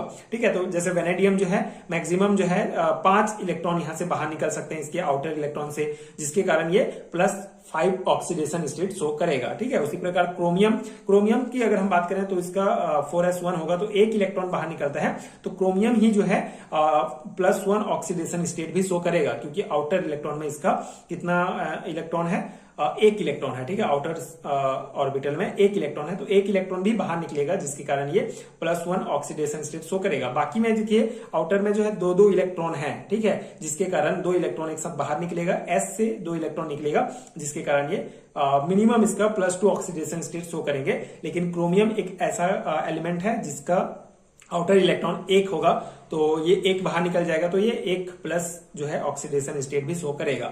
ठीक है, और मैक्सिमम जो है 6+। उसी प्रकार जो मैग्नीज है हमारा, ये मैक्सिमम जो है 7+ ऑक्सीडेशन स्टेट शो करेगा। ठीक है, सिंपल सा है, आप 1 इलेक्ट्रॉन बाहर निकालते जाइए और ये आपका ऑक्सीडेशन स्टेट जो है आपका आते जाएगा। ठीक है, बहुत सिंपल सा कॉन्सेप्ट है। इसी प्रकार बाकी का सबका सेम हो जाएगा। अगर हम कॉपर की बात करें तो यहां से 1 इलेक्ट्रॉन बाहर निकलेगा, तो ये भी जो है +1 जो है ऑक्सीडेशन स्टेट शो करेगा। ठीक है, एंड जिंक का भी सेम है।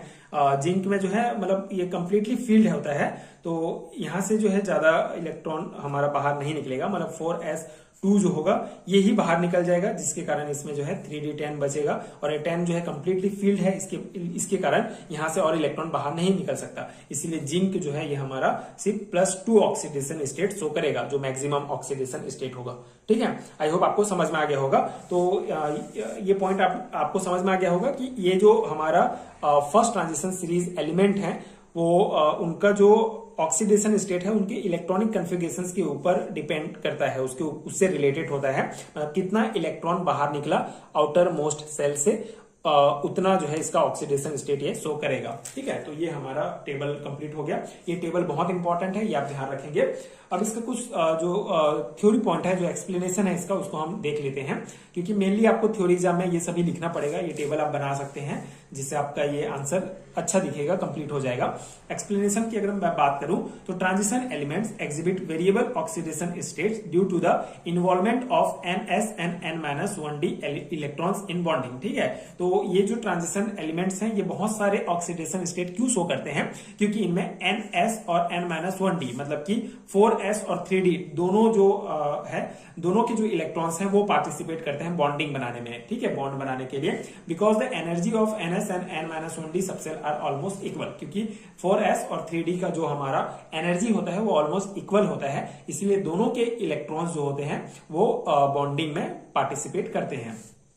In general, lower oxidation state is so when NS electron take part in bonding, and higher oxidation state are so when NS as well as N-1D electron participate in the bonding. ठीक है, तो यहाँ पे concept क्या कहा जा रहा है, हमको लोअर ऑक्सीडेशन स्टेट कब मिलेगा, जब सिर्फ ये S जो ऑर्बिटल है ये पार्टिसिपेट करेगा। S ऑर्बिटल के जो इलेक्ट्रॉन जब बाहर निकलेंगे तो हमको लोअर ऑक्सीडेशन स्टेट दिखेगा, लेकिन जब 3D और 4s दोनों के इलेक्ट्रॉन बाहर निकलेंगे तो हमको हायर ऑक्सीडेशन स्टेट प्राप्त होगा। ठीक है, ये ट्रांजिशन एलिमेंट्स में, तो ये कॉन्सेप्ट है। एंड आगे पॉइंट है, the stability of a particular oxidation state depends upon the nature of elements which the transition metal form the compound. ठीक है, तो बेसिकली किसी पर्टिकुलर ऑक्सीडेशन स्टेट का जो स्टेबिलिटी होता है वो एलिमेंट के नेचर पर डिपेंड करता है। ठीक है, जिसके साथ वो कंपाउंड बनाता है। तो ये भी एक इंपॉर्टेंट पॉइंट है। And the maximum oxidation state is +7 in case of manganese and the minimum oxidation state is +1 in case chromium as there is only 1 electron in 4s orbital. ठीक है, तो मैक्सिमम जो ऑक्सीडेशन स्टेट है वो हमारा manganese का है जो +7 होगा, जो आप यहाँ पे टेबल में देख सकते हैं। एंड सबसे मिनिमम जो होगा वो हमारा कॉपर और क्रोमियम को होगा, क्योंकि उनके आउटर मोस्ट सेल में 1 इलेक्ट्रॉन है, तो 1 इलेक्ट्रॉन बाहर निकला तो 1+ ऑक्सीडेशन स्टेट हमारा मिलेगा। तो ये हमारा वेरिएबल ऑक्सीडेशन स्टेट जो आपके सिलेबस में दिया गया है वो कंप्लीट होता है। यहाँ पे आप देख सकते हैं 3rd सेमेस्टर केमिस्ट्री के फर्स्ट यूनिट के सिलेबस में आपका दिया गया है फर्स्ट ट्रांजिशन सीरीज के कैरेक्टरिस्टिक प्रॉपर्टी में ये हमारा वेरिएबल ऑक्सीडेशन स्टेट। ठीक है, तो ये हमारा सिलेबस कंप्लीट हो गया। आगे हम मैग्नेटिक प्रॉपर्टीज के बारे में डिस्कस करेंगे। फर्स्ट ट्रांजिशन सीरीज का मैग्नेटिक प्रॉपर्टी क्या होता है, और आई होप कि ये टॉपिक आपको समझ में आ गया होगा। बहुत सिंपल सा टॉपिक है बट इंपॉर्टेंट है, आप ये ध्यान रख सकते हैं। आई होप कि आपको समझ में आ गया होगा। मैग्नेटिक प्रॉपर्टीज के बारे में डिटेल में डिस्कस करेंगे, जो फर्स्ट ट्रांजिशन सीरीज एलिमेंट का एक इंपॉर्टेंट कैरेक्टरिस्टिक प्रॉपर्टी है। इस पर्टिकुलर वीडियो में इसका बेसिक कॉन्सेप्ट डिटेल में डिस्कस करेंगे। डी ब्लॉक एलिमेंट के कॉन्टेक्स्ट में मैग्नेटिक प्रॉपर्टी को समझेंगे, मैग्नेटिक मूवमेंट किस प्रकार से कैलकुलेट करते हैं उसको भी डिस्कस करेंगे। एंड ये प्रॉपर नोट्स आपको प्रोवाइड करूंगा जो आपके बीएससी सेमेस्टर एग्जाम्स के लिए बहुत हेल्पफुल होगा। सो स्टार्ट करते हैं इसके बेसिक कॉन्सेप्ट से। मैग्नेटिक प्रॉपर्टीज क्या होता है? The magnetic properties of a compound are a measure of the number of unpaired electrons in it. ठीक है, तो किसी भी कंपाउंड का जो मैग्नेटिक प्रॉपर्टी होता है या मैग्नेटिक नेचर होता है वो उसमें कितने अनपेयर्ड इलेक्ट्रॉन हैं इस पर डिपेंड करता है। ठीक है, किसी भी कंपाउंड में कितने अनपेयर्ड इलेक्ट्रॉन प्रेजेंट हैं उसके ऊपर मैग्नेटिक प्रॉपर्टी डिपेंड करता है। जैसे अगर ज्यादा अनपेयर्ड इलेक्ट्रॉन है तो ज्यादा मैग्नेटिक इफेक्ट शो करेगा। अगर सभी इलेक्ट्रॉन पेयर्ड हैं, अनपेयर्ड इलेक्ट्रॉन प्रेजेंट नहीं है किसी कंपाउंड में, तो वो मैग्नेटिक इफेक्ट शो नहीं करेगा। ठीक है, तो बेसिक कॉन्सेप्ट आपको ये समझना है कि किसी भी कंपाउंड में कितने अनपेयर्ड इलेक्ट्रॉन के नंबर हैं उसके ऊपर डिपेंड करता है मैग्नेटिक प्रॉपर्टीज। इस आधार पर इसको 3 टाइप में डिवाइड किया गया है। जो सब्सटेंस होते हैं उनको 3 टाइप में डिवाइड किया गया है। पहला है पैरामैग्नेटिक सब्सटेंस, दूसरा है डाईमैग्नेटिक सब्सटेंस एंड तीसरा है फेरोमैग्नेटिक सब्सटेंस। तो पैरामैग्नेटिक सब्सटेंस क्या होता है? Substances that have 1 or more unpaired electron and are weakly attracted to a magnetic field। ठीक है, तो ऐसा सब्सटेंस जिसमें एक या एक से ज्यादा अनपेयर्ड इलेक्ट्रॉन होते हैं और ये जो मैग्नेटिक फील्ड है उससे वीकली अट्रैक्टेड होते हैं। ठीक है, कंप्लीटली अट्रैक्टेड नहीं होते हैं, मतलब थोड़ा कम अट्रैक्टेड होते हैं। जैसे यहाँ पे आप डायग्राम में देख सकते हैं ये NS ये हमारा मैग्नेटिक फील्ड को शो करता है और ये हमारा एक पैरामैग्नेटिक सब्सटेंस है, मतलब इसमें अनपेयर्ड जो है इलेक्ट्रॉन्स इसमें प्रेजेंट है। ठीक है, इस सब्सटेंस में अनपेयर्ड इलेक्ट्रॉन है, जिससे इस सब्सटेंस को अगर हम मैग्नेटिक फील्ड में रखते हैं तो ये देखिए वीकली जो है ये इस मैग्नेटिक फील्ड से इन चुंबकों से, ठीक है, NS ये हमारा चुंबक है, इससे जो है ये अट्रैक्टेड होता है, इसीलिए ये सब्सटेंस क्या है हमारा पैरामैग्नेटिक सब्सटेंस कहलाता है। ठीक है, दूसरा है डाईमैग्नेटिक सब्सटेंस। तो substances in which all electrons are paired and which are repelled by a magnetic field. ठीक है, तो ऐसा सब्सटेंस जिसमें सभी इलेक्ट्रॉन पेयर्ड होते हैं और इसको अगर हम मैग्नेटिक फील्ड में रखेंगे, इस सब्सटेंस को चुंबकों के बीच में रखते हैं तो ये रिपेल्ड होता है। ठीक है, रिपेल्ड मतलब कि प्रतिक्षेपित होगा, एक दूर ढकेलेगा। ठीक है, मतलब अट्रैक्टेड नहीं रहता है, उसका अपोजिट होगा। ठीक है, रिपेल करेगा, तो ये डायमैग्नेटिक सब्सटेंस कहलाएगा। मतलब इसमें कोई भी अनपेयर्ड इलेक्ट्रॉन नहीं है जिससे ये इन चुंबकों के प्रति आकर्षण प्रदर्शित नहीं करेगा। ठीक है, इसको रिपेल करेगा, तो ये हमारा डायमैग्नेटिक सब्सटेंस कहलाता है। तीसरा है ferromagnetic substances. So substances that are strongly attracted to magnets and can become permanent magnet themselves. ठीक है, तो ऐसा सब्सटेंस जो स्ट्रांगली अट्रैक्टेड होगा, ठीक है, मैग्नेटिक फील्ड से, मैग्नेट से जो है स्ट्रांगली अट्रैक्टेड होगा बहुत ज्यादा, और ये खुद भी जो है एक परमानेंट मैग्नेट बन जाता है। ठीक है, तो इनको कहा जाता है फेरोमैग्नेटिक सब्सटेंस। अब यहाँ पे 3 हमारा मैग्नेटिक प्रॉपर्टीज के बारे में आपने समझ लिया, 3 टाइप समझ लिया। अब हम डी ब्लॉक एलिमेंट्स पढ़ रहे हैं, फर्स्ट ट्रांजिशन सीरीज एलिमेंट पढ़ रहे हैं, तो उस कॉन्टेक्स्ट में हमारा मैग्नेटिक प्रॉपर्टीज क्या होता है? Most of the compounds of transition metals are paramagnetic in nature and are attracted by the magnetic field. ठीक है, तो ये बहुत इंपॉर्टेंट पॉइंट है। जो हमारा ट्रांजिशन मेटल्स हैं, जो डी ब्लॉक एलिमेंट्स हैं, ये सभी पैरामैग्नेटिक शो करते हैं। ठीक है, पैरामैग्नेटिक नेचर शो करते हैं क्योंकि इनमें जो है अनपेयर्ड इलेक्ट्रॉन प्रेजेंट होते हैं और ये मैग्नेटिक फील्ड से जो है अट्रैक्टेड होते हैं, मतलब वीकली अट्रैक्टेड रहते हैं। Since the transition elements involve the partial filling of D subshell, most of their compounds have unpaired electron. ठीक है, तो डी सबसेल जो है पार्शली फील्ड होता है, कंप्लीटली फील्ड नहीं होता है ट्रांजिशन एलिमेंट्स में। इसके कारण इसके जो मोस्ट ऑफ कंपाउंड होंगे वो अनपेयर्ड इलेक्ट्रॉन्स होते हैं उसमें, जिसके इन D orbitals and therefore give rise of paramagnetic character, जिसके कारण इनमें पैरामैग्नेटिक नेचर पाया जाता है। ठीक है, सिंपल सा कॉन्सेप्ट है। डी ब्लॉक एलिमेंट, जिनको ट्रांजिशन मेटल्स भी कहा जाता है, ये पैरामैग्नेटिक नेचर शो करते हैं, क्योंकि इनके जो डी सबसेल होता है ये पार्शली फील्ड होता है, कंप्लीटली फील्ड नहीं होता है, जिसके कारण इनमें अनपेयर्ड इलेक्ट्रॉन पाए जाते हैं। और अगर अनपेयर्ड इलेक्ट्रॉन है तो वो क्या होगा, पैरामैग्नेटिक होगा। The magnetic character is represented in the term of magnetic movement. ठीक है, तो जो मैग्नेटिक कैरेक्टर है इसको बताने के लिए एक नंबर को यूज किया जाता है जिसको मैग्नेटिक मूवमेंट कहते हैं। And higher the number of unpaired electron in a substance, greater is the paramagnetic character and larger is the magnetic moment। अब यहाँ पे मैग्नेटिक मूवमेंट के बारे में कुछ पॉइंट हम देख लेते हैं। मैग्नेटिक मूवमेंट क्या है? बेसिकली मैग्नेटिक कैरेक्टर को मैग्नेटिक मूवमेंट से रिप्रेजेंट किया जाता है। मैग्नेटिक मूवमेंट जितना ज्यादा होगा उस सब्सटेंस का मैग्नेटिक इफेक्ट उतना ज्यादा होता है। ठीक है, मैग्नेटिक मूवमेंट इसको हम कैलकुलेट करते हैं, इसका एक नंबर निकलता है।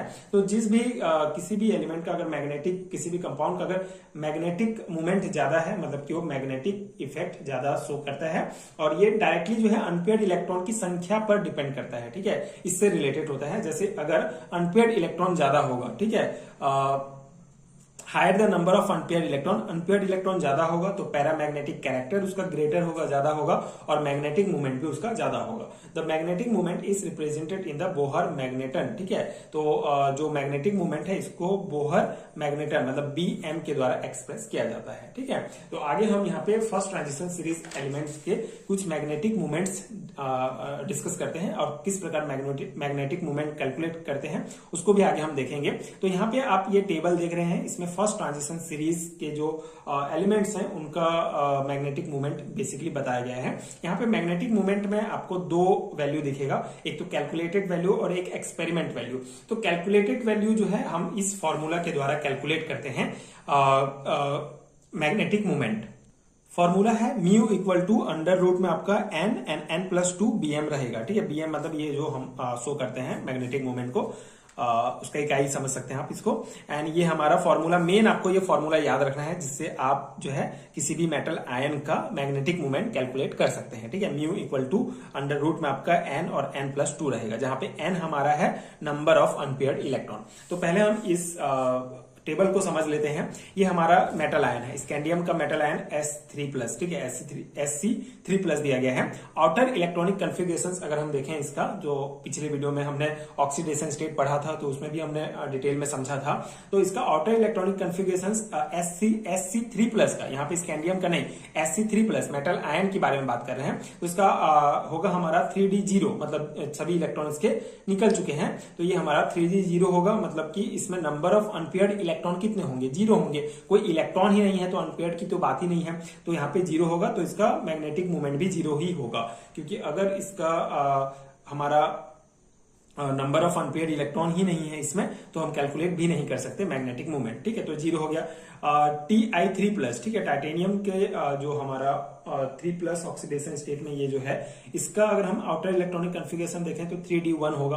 तो इसमें कितने अनपेयर्ड इलेक्ट्रॉन होंगे? एक अनपेयर्ड इलेक्ट्रॉन है, एक ही इलेक्ट्रॉन है तो एक अनपेयर्ड इलेक्ट्रॉन है, जिसके कारण इसका मैग्नेटिक मूवमेंट हमारा प्राप्त होगा कैलकुलेटेड वैल्यू 1.73। और एक्सपेरिमेंट वैल्यू क्या होता है? ये जो है एक्सपेरिमेंट वैल्यू में बहुत सारे फैक्टर्स इसमें ऐड हो जाते हैं, जिसके कारण इसका वैल्यू थोड़ा कम ज्यादा हो जाता है। मेनली आपको यहाँ पे कैलकुलेटेड वाला याद रखना होगा। ठीक है, तो इसको हम कैसे कैलकुलेट किए? बहुत सिंपल सा कैलकुलेशन होता है इसका। यहाँ पे देखिए ये फॉर्मूला हमारा है मी इक्वल टू ये वाला, तो n के जगह हमको क्या रखना होगा?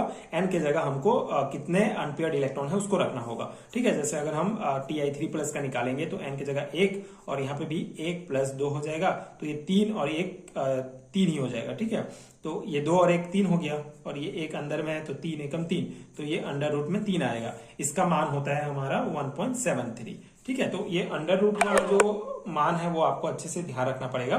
ठीक है, तो अंडर रूट 3 का मान होता है 1.73 हमारा हो गया। इसी प्रकार आप बाकी का भी कैलकुलेट कर सकते हैं। जैसे अगर हम इसको कैलकुलेट करते हैं Ti3+ का अगर हम कैलकुलेट करेंगे, जिसमें नहीं, इसका हमने कर लिया, Ti2+ का अगर हम करते हैं तो इसमें हमारा इसका जो इलेक्ट्रॉनिक कॉन्फ़िगरेशन होगा 3d2 होगा, मतलब इसमें नंबर ऑफ अनपेयर्ड इलेक्ट्रॉन 2 हैं, ठीक है, 2 अनपेयर्ड इलेक्ट्रॉन है। अनपेयर्ड मतलब आप समझ सकते हैं ना, जैसे डी हमारा ऑर्बिटल है तो डी ऑर्बिटल इस प्रकार से होगा, 1 2 3 4 5, ठीक है, हर एक ऑर्बिटल में 2 इलेक्ट्रॉन जाते हैं, ठीक है। लेकिन भरता कैसे है, पहले जो है हमारा यहां से भरना स्टार्ट होगा इस प्रकार से, फिर 5 हो जाएगा, फिर ये रिपीट होना स्टार्ट होता है। तो अनपेयर्ड इलेक्ट्रॉन की बात कर रहा हूं मैं, तो मतलब कि यहाँ पे सिर्फ इस ऑर्बिटल में एक ही इलेक्ट्रॉन है, ठीक है, इस प्रकार से। तो इसका हम कैसे कैलकुलेट करेंगे, जैसे 2 है तो n की जगह हम 2 रख लेंगे, तो यहाँ पे 2 2 4 हो जाएगा और 4 दूनी 8 हो जाएगा, ठीक है। तो √8 का मान होता है हमारा 2.84।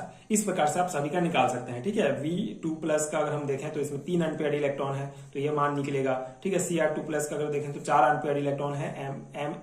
Mn2+ का 5 अनपेयर्ड इलेक्ट्रॉन है। अब 5 के बाद जो है फिर ये हमारा पेयर्ड होना स्टार्ट हो जाता है, जो छठवां इलेक्ट्रॉन जाएगा वो पेयर्ड में जाएगा, ठीक है। तो यहाँ पे कितने हो जाएंगे, 4 अनपेयर्ड हो जाएंगे Fe2+ में, तो ये अगेन फिर जो है सेम मान आते जाएगा। तो मेनली आपको ये 5, ये 1 2 3 4 5 मान याद रखना है, उसके बाद बाकी फिर जो है ये सेम हो जाएगा, ठीक है, क्योंकि 4 अनपेयर्ड इलेक्ट्रॉन है तो सेम मान आएगा, ठीक है। तो इस प्रकार से आप ये मैग्नेटिक मोमेंट निकाल सकते हैं। बहुत सिंपल सा कॉन्सेप्ट है, बहुत सिंपल सा ये फॉर्मूला में आपको याद है तो आप किसी भी मेटल आयन का ये कैलकुलेटेड मैग्नेटिक मोमेंट निकाल सकते हैं। ये आपका आ सकता है, क्योंकि देखिए ऑब्जेक्टिव टाइप क्वेश्चंस भी आपको पूछे जाएंगे आपके एग्जाम में, तो किसी भी कोई भी कंपाउंड दे देगा, इसका मैग्नेटिक मोमेंट कितना होगा, तो आपको ये फॉर्मूला याद है तो आप इजीली निकाल के जो है ऑब्जेक्टिव टाइप क्वेश्चन बना सकते हैं। बाकी ये थ्योरी एग्जाम्स के लिए भी बहुत इंपॉर्टेंट है। तो ये हमारा कंप्लीट हो गया magnetic properties, formation of coloured ion topic discuss करेंगे। So first transition series element का एक इंपॉर्टेंट कैरेक्टरिस्टिक प्रॉपर्टी है। इस पर्टिकुलर वीडियो में हम ये कॉन्सेप्ट समझेंगे कि जो फर्स्ट ट्रांजिशन सीरीज के एलिमेंट हैं जब वो कंपाउंड बनाते हैं तो वो कलर्ड क्यों दिखाई देते हैं, मतलब उनका जो कंपाउंड होता है वो हमको कलर दिखाई देता है, तो उसका रीजन क्या है, उस बेसिक कॉन्सेप्ट को समझेंगे। ये प्रॉपर नोट्स आपको प्रोवाइड करूंगा जो आपके सेमेस्टर एग्जाम्स के प्रिपरेशंस के लिए बहुत हेल्पफुल होगा। एक बहुत इंपॉर्टेंट कैरेक्टरिस्टिक प्रॉपर्टी है। सो स्टार्ट करते हैं इसके बेसिक कॉन्सेप्ट से। So most of the compounds of transition metals are coloured in solid or in solution states. This is contrary to the compounds of S and P block elements which are normally white or colorless, ठीक है। सो इस paragraph में क्या कहा गया है कि जो most of the transition metal के कंपाउंड होते हैं, जो ट्रांजिशन मेटल के जो ज्यादातर जो कंपाउंड होते हैं वो हमको सॉलिड और सॉल्यूशन स्टेट में कलर्ड दिखाई देते हैं, ठीक है, कलर दिखाई देते हैं। एंड ये जो है S and P block elements की तुलना में ये पूरा विपरीत है, क्योंकि एस और पी ब्लॉक के जो एलिमेंट होते हैं वो नॉर्मली व्हाइट या कलरलेस होते हैं, ठीक है। तो बेसिक कॉन्सेप्ट ये है कि जो हमारा डी ब्लॉक के एलिमेंट है, जो ट्रांजिशन सीरीज जो है, मतलब हम यहाँ पे फर्स्ट ट्रांजिशन सीरीज एलिमेंट के बारे में बात कर रहे हैं, तो फर्स्ट ट्रांजिशन सीरीज के जो एलिमेंट हैं उनका जो कंपाउंड होता है वो मोस्टली क्या होते हैं, कलर्ड होते हैं सॉलिड और सॉल्यूशन स्टेट में। लेकिन एस और पी ब्लॉक के एलिमेंट्स के जो कंपाउंड होते हैं वो नॉर्मली व्हाइट और कलरलेस होते हैं, तो दोनों विपरीत होता है, ठीक है। तो उसी को यहाँ पे कहा गया है। And the colour of the compound of transition metals may be due to the presence of an incomplete n-1 D subshell, ठीक है। जैसे कि हमने पिछले वीडियोस में ये कॉन्सेप्ट बहुत बार पढ़ा है कि जो हमारा फर्स्ट ट्रांजिशन सीरीज एलिमेंट होता है उसका जो डी सबसेल होता है वो इनकम्प्लीट होता है, कंप्लीटली नहीं भरा होता है। तो मे बी ये कारण हो सकता है इस कंपाउंड का कलर होने का कि जो ट्रांजिशन मेटल होते हैं वो उनका जो डी सबसेल होता है वो इनकम्प्लीट होता है। And the transition metal ion containing unpaired electrons can be easily promoted from one energy level to another in the same D subshells, ठीक है। अब इस कॉन्सेप्ट को मैं आपको समझाता हूं। देखिए इसमें क्या कहा गया है, जो हमारा डी सबसेल होता है, आपको पता है डी सबसेल में 5 ऑर्बिटल्स होते हैं, ठीक है। डी सबसेल में 5 ऑर्बिटल होते हैं, D X Y, D Y Z, D Z X, X square Y square and D Z square, ये सब, ठीक है, मतलब नाम अलग अलग है। तो इस प्रकार से 5 ऑर्बिटल होते हैं डी सबसेल में। तो इन ऑर्बिटल का जो एनर्जी होता है वो लगभग समान होता है, बस थोड़ा सा डिफरेंस होता है। तो जो अनपेयर्ड इलेक्ट्रॉन होंगे, अगर जैसे मान लो यहाँ पे मेनली क्या होता है, हमारा अनपेयर्ड इलेक्ट्रॉन यहाँ पे होते हैं, ठीक है। तो ये जो अनपेयर्ड इलेक्ट्रॉन है इनको अगर लाइट या फिर हीट जो है ये एब्जॉर्व करेंगे तो ये इजिली जो है इस ऑर्बिटल से इस ऑर्बिटल में इजिली जा सकते हैं, ठीक है। तो मेन कॉन्सेप्ट ये है, उसी को यहाँ पे कहा गया है कि जो ट्रांजिशन मेटल आयंस होते हैं वो अनपेयर्ड इलेक्ट्रॉन कंटेन करते हैं, ठीक है, जो इजिली जो है एक ऑर्बिटल से दूसरे ऑर्बिटल में प्रमोट होते हैं जब उनको थोड़ा सा लाइट या थोड़ा सा भी एनर्जी मिल जाता है, ठीक है। ये कॉन्सेप्ट आपको समझ में आ गया। अब देखिए, when white light falls on such a compound it contain all visible colours, a certain amount of light energy is absorb to excite this electrons and this energy correspond to the specific colour of visible lights, ठीक है। अब यहाँ पे क्या क्या कहा गया है कि कोई भी कंपाउंड, ठीक है, जिसमें अनपेयर्ड इलेक्ट्रॉन है, जब उस पर व्हाइट लाइट, ठीक है, व्हाइट लाइट को उस पर उस कंपाउंड पर जो है गिराया जाता है, ठीक है, जिसमें सभी विजिबल कलर है, मतलब ये जो व्हाइट लाइट है इसमें सभी विजिबल कलर है, इनको इस व्हाइट लाइट को जब किसी कंपाउंड पर गिराया जाता है, मतलब उस पर अगर हम उस व्हाइट लाइट को डालेंगे कंपाउंड पर, तो जो certain amount of light energy होगा, ठीक है, कुछ अमाउंट ऑफ लाइट एनर्जी जितना जरूरत है इस इलेक्ट्रॉन को इस ऑर्बिटल में आने के लिए, मतलब सेम एनर्जी लेवल में आने के लिए जितनी एनर्जी की लाइट की एनर्जी की आवश्यकता है, लाइट एनर्जी की, वो एब्जॉर्ब कर लेता है, ठीक है, वो लाइट एनर्जी को एब्जॉर्ब कर लेता है। और इस जंप के लिए जो कलर का लाइट वो एब्जॉर्ब करता है उसका कॉम्प्लीमेंट्री कलर, मतलब उसका अपोजिट कलर हमको दिखाई देता है, ठीक है। बहुत सिंपल सा कॉन्सेप्ट है, ध्यान से समझिए। इतना कॉन्सेप्ट आपको समझ में आ गया कि कोई भी जो हमारा मेटल आयन होता है वो अनपेयर्ड इलेक्ट्रॉन कंटेन करता है, ठीक है। अब ये जो अनपेयर्ड इलेक्ट्रॉन्स हैं ये डी सबसेल के सभी ऑर्बिटल्स में हैं, ठीक है। अब यहाँ पे क्या होगा, ये जो अनपेयर्ड इलेक्ट्रॉन है एक ऑर्बिटल से दूसरे ऑर्बिटल में जाने के लिए इसको थोड़ा सा इसको थोड़ा सा मतलब लाइट एनर्जी या हीट की आवश्यकता होती है। यहाँ पे हम कलर के बारे में बात कर रहे हैं, तो जब व्हाइट लाइट को इस कंपाउंड पे डाला जाता है तो जो कुछ अमाउंट तो ये कुछ अमाउंट ऑफ लाइट एनर्जी को एब्जॉर्ब कर लेता है और वो एक एक्साइट हो जाता है, मतलब एक एनर्जी लेवल से दूसरे एनर्जी लेवल में चला जाता है, एक ऑर्बिटल से दूसरे ऑर्बिटल में।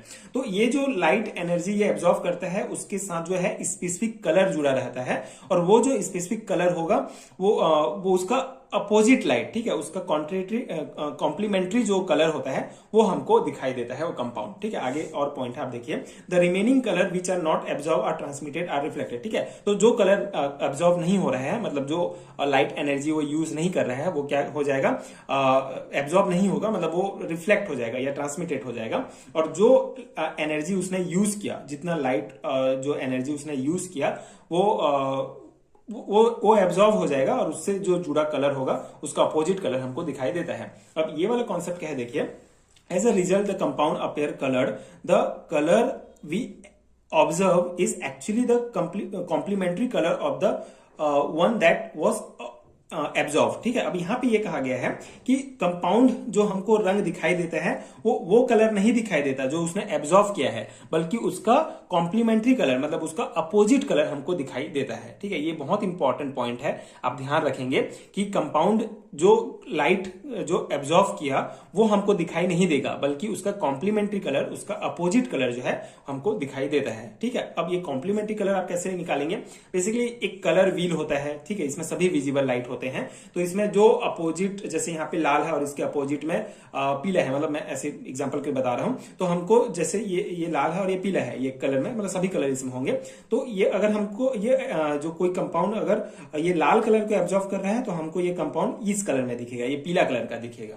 ठीक है। तो यही कॉन्सेप्ट यहाँ पे बताया गया है, ठीक है। आई होप आपको समझ में आ गया होगा ये कॉन्सेप्ट। अब हम कुछ एग्जाम्पल्स देख लेते हैं, जैसे यहाँ पे एग्जाम्पल के लिए हाइड्रेटेड क्यूप्रिक कंपाउंड लिया गया है। So for example, hydrated cupric compounds absorb radiation corresponding to red light and the transmitted colour is greenish blue which is complementary to red color, thus cupric compound have greenish blue color, ठीक है। जैसे यहाँ पे example से समझाया गया है, अगर हम हाइड्रेटेड क्यूप्रिक कंपाउंड लेते हैं जो कि रेड लाइट को एब्जॉर्ब करता है, ठीक है, मतलब रेड लाइट को एब्जॉर्ब करता है, मतलब जो एनर्जी, लाइट एनर्जी उसने यूज किया उसके इलेक्ट्रॉन्स को एक एनर्जी लेवल से दूसरे एनर्जी लेवल में ले जाने के लिए, उस लाइट एनर्जी के साथ रेड लाइट जो है वो कनेक्ट था, ठीक है, वो उस रेडिएशन से, तो रेड लाइट वो एब्जॉर्ब किया लेकिन रेड लाइट दिखाई नहीं देगा हमको क्यूप्रिक कंपाउंड, बल्कि वो उसका कॉम्प्लीमेंट्री कलर ग्रीनिश ब्लू दिखाई देगा। ठीक है, अब इसका मैं आपको जो है एक टेबल भी प्रोवाइड कर दूंगा, जिससे आपको पता चल जाएगा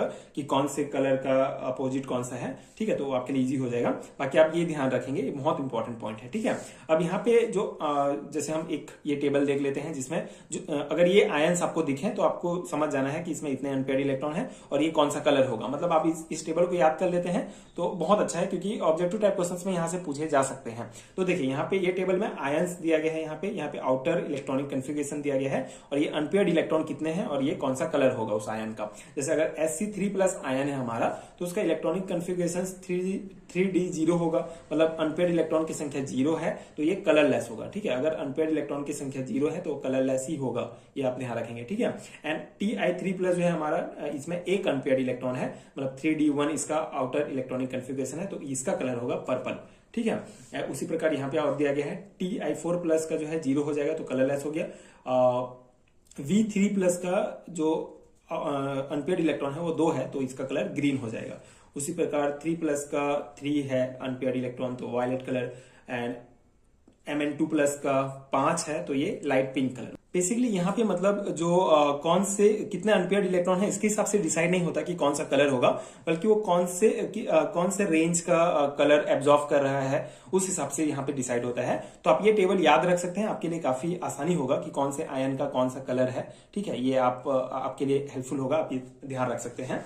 कुछ और इंपॉर्टेंट पॉइंट जैसे कि it may be noted that transition metal ions which contain completely field D orbitals, जैसे कि ऐसा ट्रांजिशन मेटल जिसमें कंप्लीटली फील्ड डी ऑर्बिटल होता है, जैसे कि Zn2+, Cd2+, Hg2+, ये सभी जो है कंप्लीटली फील्ड है, इनका D10 है तो ये नॉर्मली व्हाइट होंगे। ठीक है, जैसे कि ZnCl2 जो है ये व्हाइट कलर का होता है। तो मतलब अगर कंप्लीटली फील्ड है तो उसका अनपेयर्ड इलेक्ट्रॉन की संख्या 0 हो जाएगा तो कलरलेस होगा। ठीक है, व्हाइट कलर का होगा, ये आप ध्यान रखेंगे।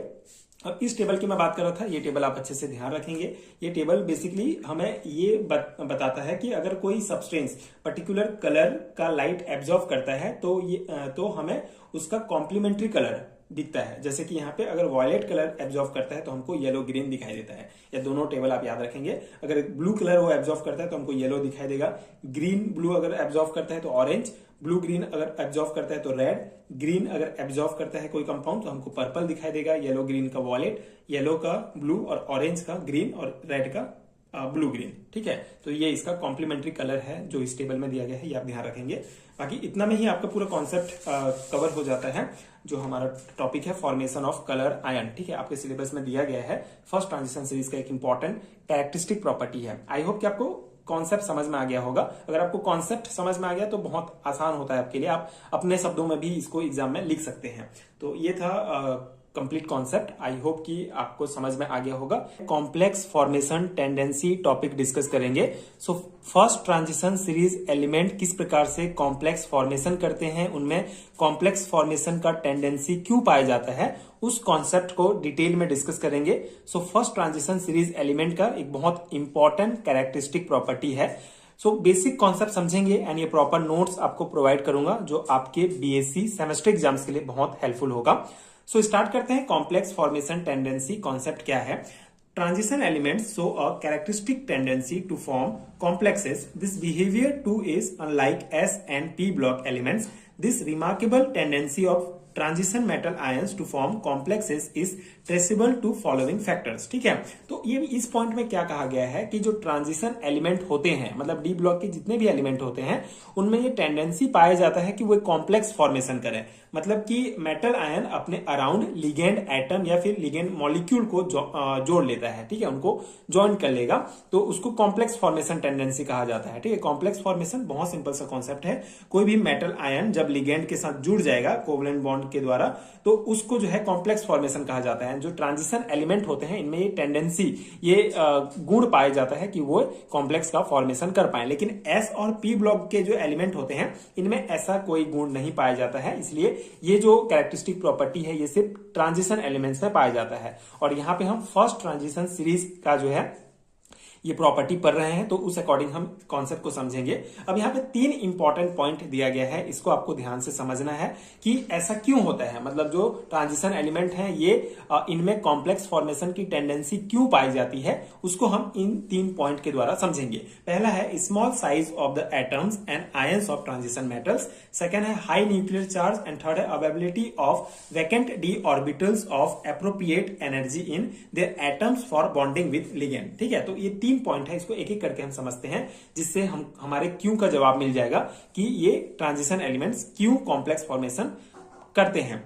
तो पहला है स्मॉल साइज। ठीक है, अब देखिए मेटल आयंस जो है वो छोटा होता है ट्रांजिशन एलिमेंट्स का, जिससे लिगेंड जो है आसानी से पास आ जाते हैं और वे कॉम्प्लेक्स फॉर्मेशन कर सकते हैं। दूसरा है जो कारण है वो है हाई न्यूक्लियर चार्ज, मतलब पॉजिटिव चार्ज ज्यादा होता है, इसलिए इलेक्ट्रॉन रिच जो लिगेंड होते हैं वो ज्यादा अट्रैक्ट होते हैं। ठीक है, जिससे आसानी से कॉम्प्लेक्स बन जाएगा। एंड तीसरा है वैकेंट डी ऑर्बिटल, खाली डी ऑर्बिटल की उपलब्धता। ठीक है, जिससे जो है जिससे लिगेंड जो है अपने इलेक्ट्रॉन को डोनेट करके कोऑर्डिनेट बॉन्ड बना लेते हैं और ये फिर हमारा कॉम्प्लेक्स का फॉर्मेशन हो जाता है। ठीक है, तो यही 3 कारण है, मतलब कि जो हमारा आयन होता है ट्रांजिशन एलिमेंट्स का वो साइज में छोटा होता है, उनका न्यूक्लियर चार्ज बहुत हाई होता है और उनका डी ऑर्बिटल जो होता है वो खाली होता है। ठीक है, तो इन 3 कारणों से जो है ट्रांजिशन मेटल एलिमेंट्स आसानी से कॉम्प्लेक्स का फॉर्मेशन करते हैं। ठीक है, ये कॉन्सेप्ट हो गया हमारा।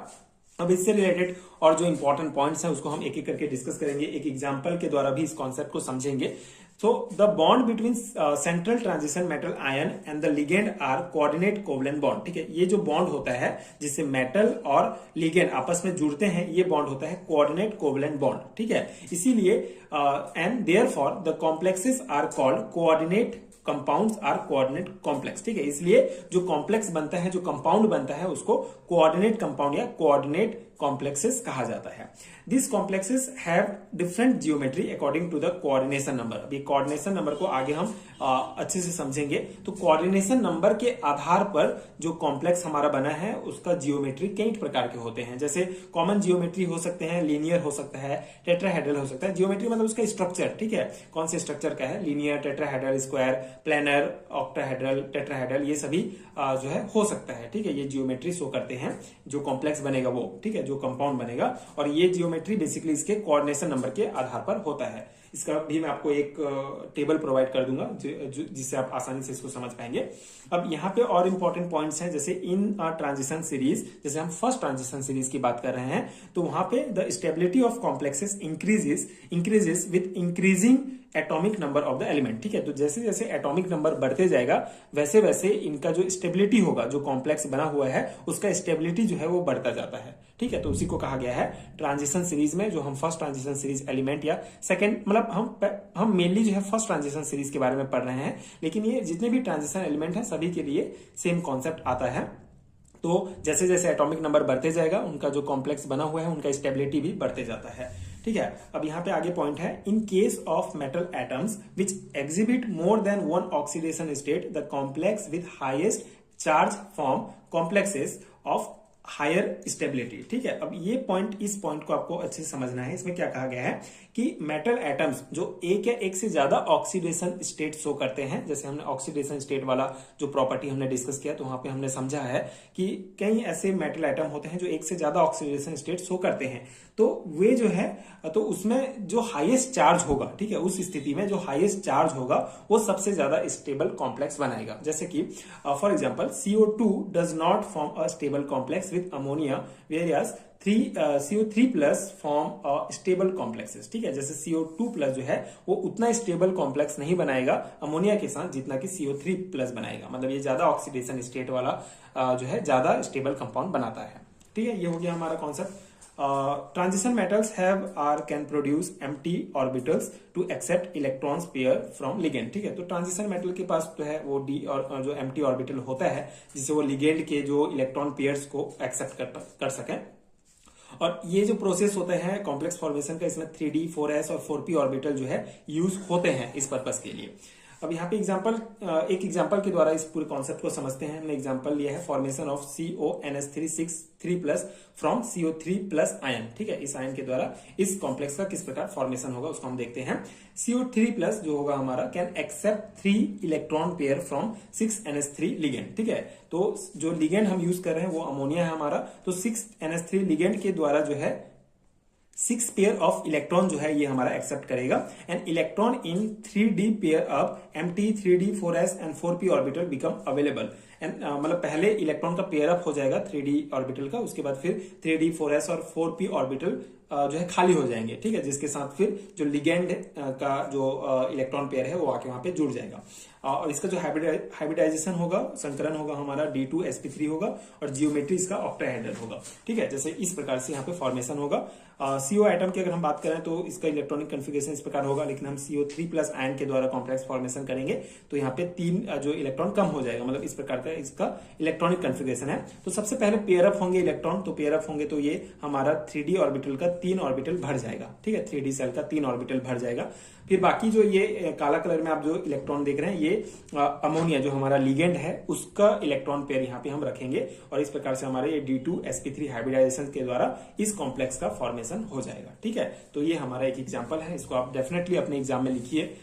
ये मैं आपको आपके सेमेस्टर एग्जाम्स के पर्सपेक्टिव से नोट्स प्रोवाइड कर रहा हूं, तो आप मतलब नंबर के अकॉर्डिंग आप लिख सकते हैं कि कितने नंबर में आपका प्रश्न पूछा जाता है उस अकॉर्डिंग।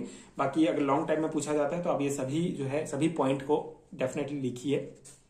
तो ये हमारा कॉन्सेप्ट हो गया। अब यहाँ पे कुछ और पॉइंट हैं, जैसे कोऑर्डिनेशन नंबर क्या होता है और कॉम्प्लेक्सेस का जियोमेट्री आप किस प्रकार से पता कर सकते हैं उसको हम देखते हैं। तो कोऑर्डिनेशन नंबर क्या है? Coordination number is defined as the number of ligand accepted by an ion of the transition element in complex formation. ठीक है, बहुत सिंपल सा है। कोऑर्डिनेशन नंबर क्या है? लिगेंड का नंबर होता है, मतलब जो ट्रांजिशन एलिमेंट है उसमें जो आयन कितने लिगेंड को एक्सेप्ट कर रहा है, उनके साथ बॉन्ड बना रहा है, उन लिगेंड की संख्या को ही कोऑर्डिनेशन नंबर कहा जाता है।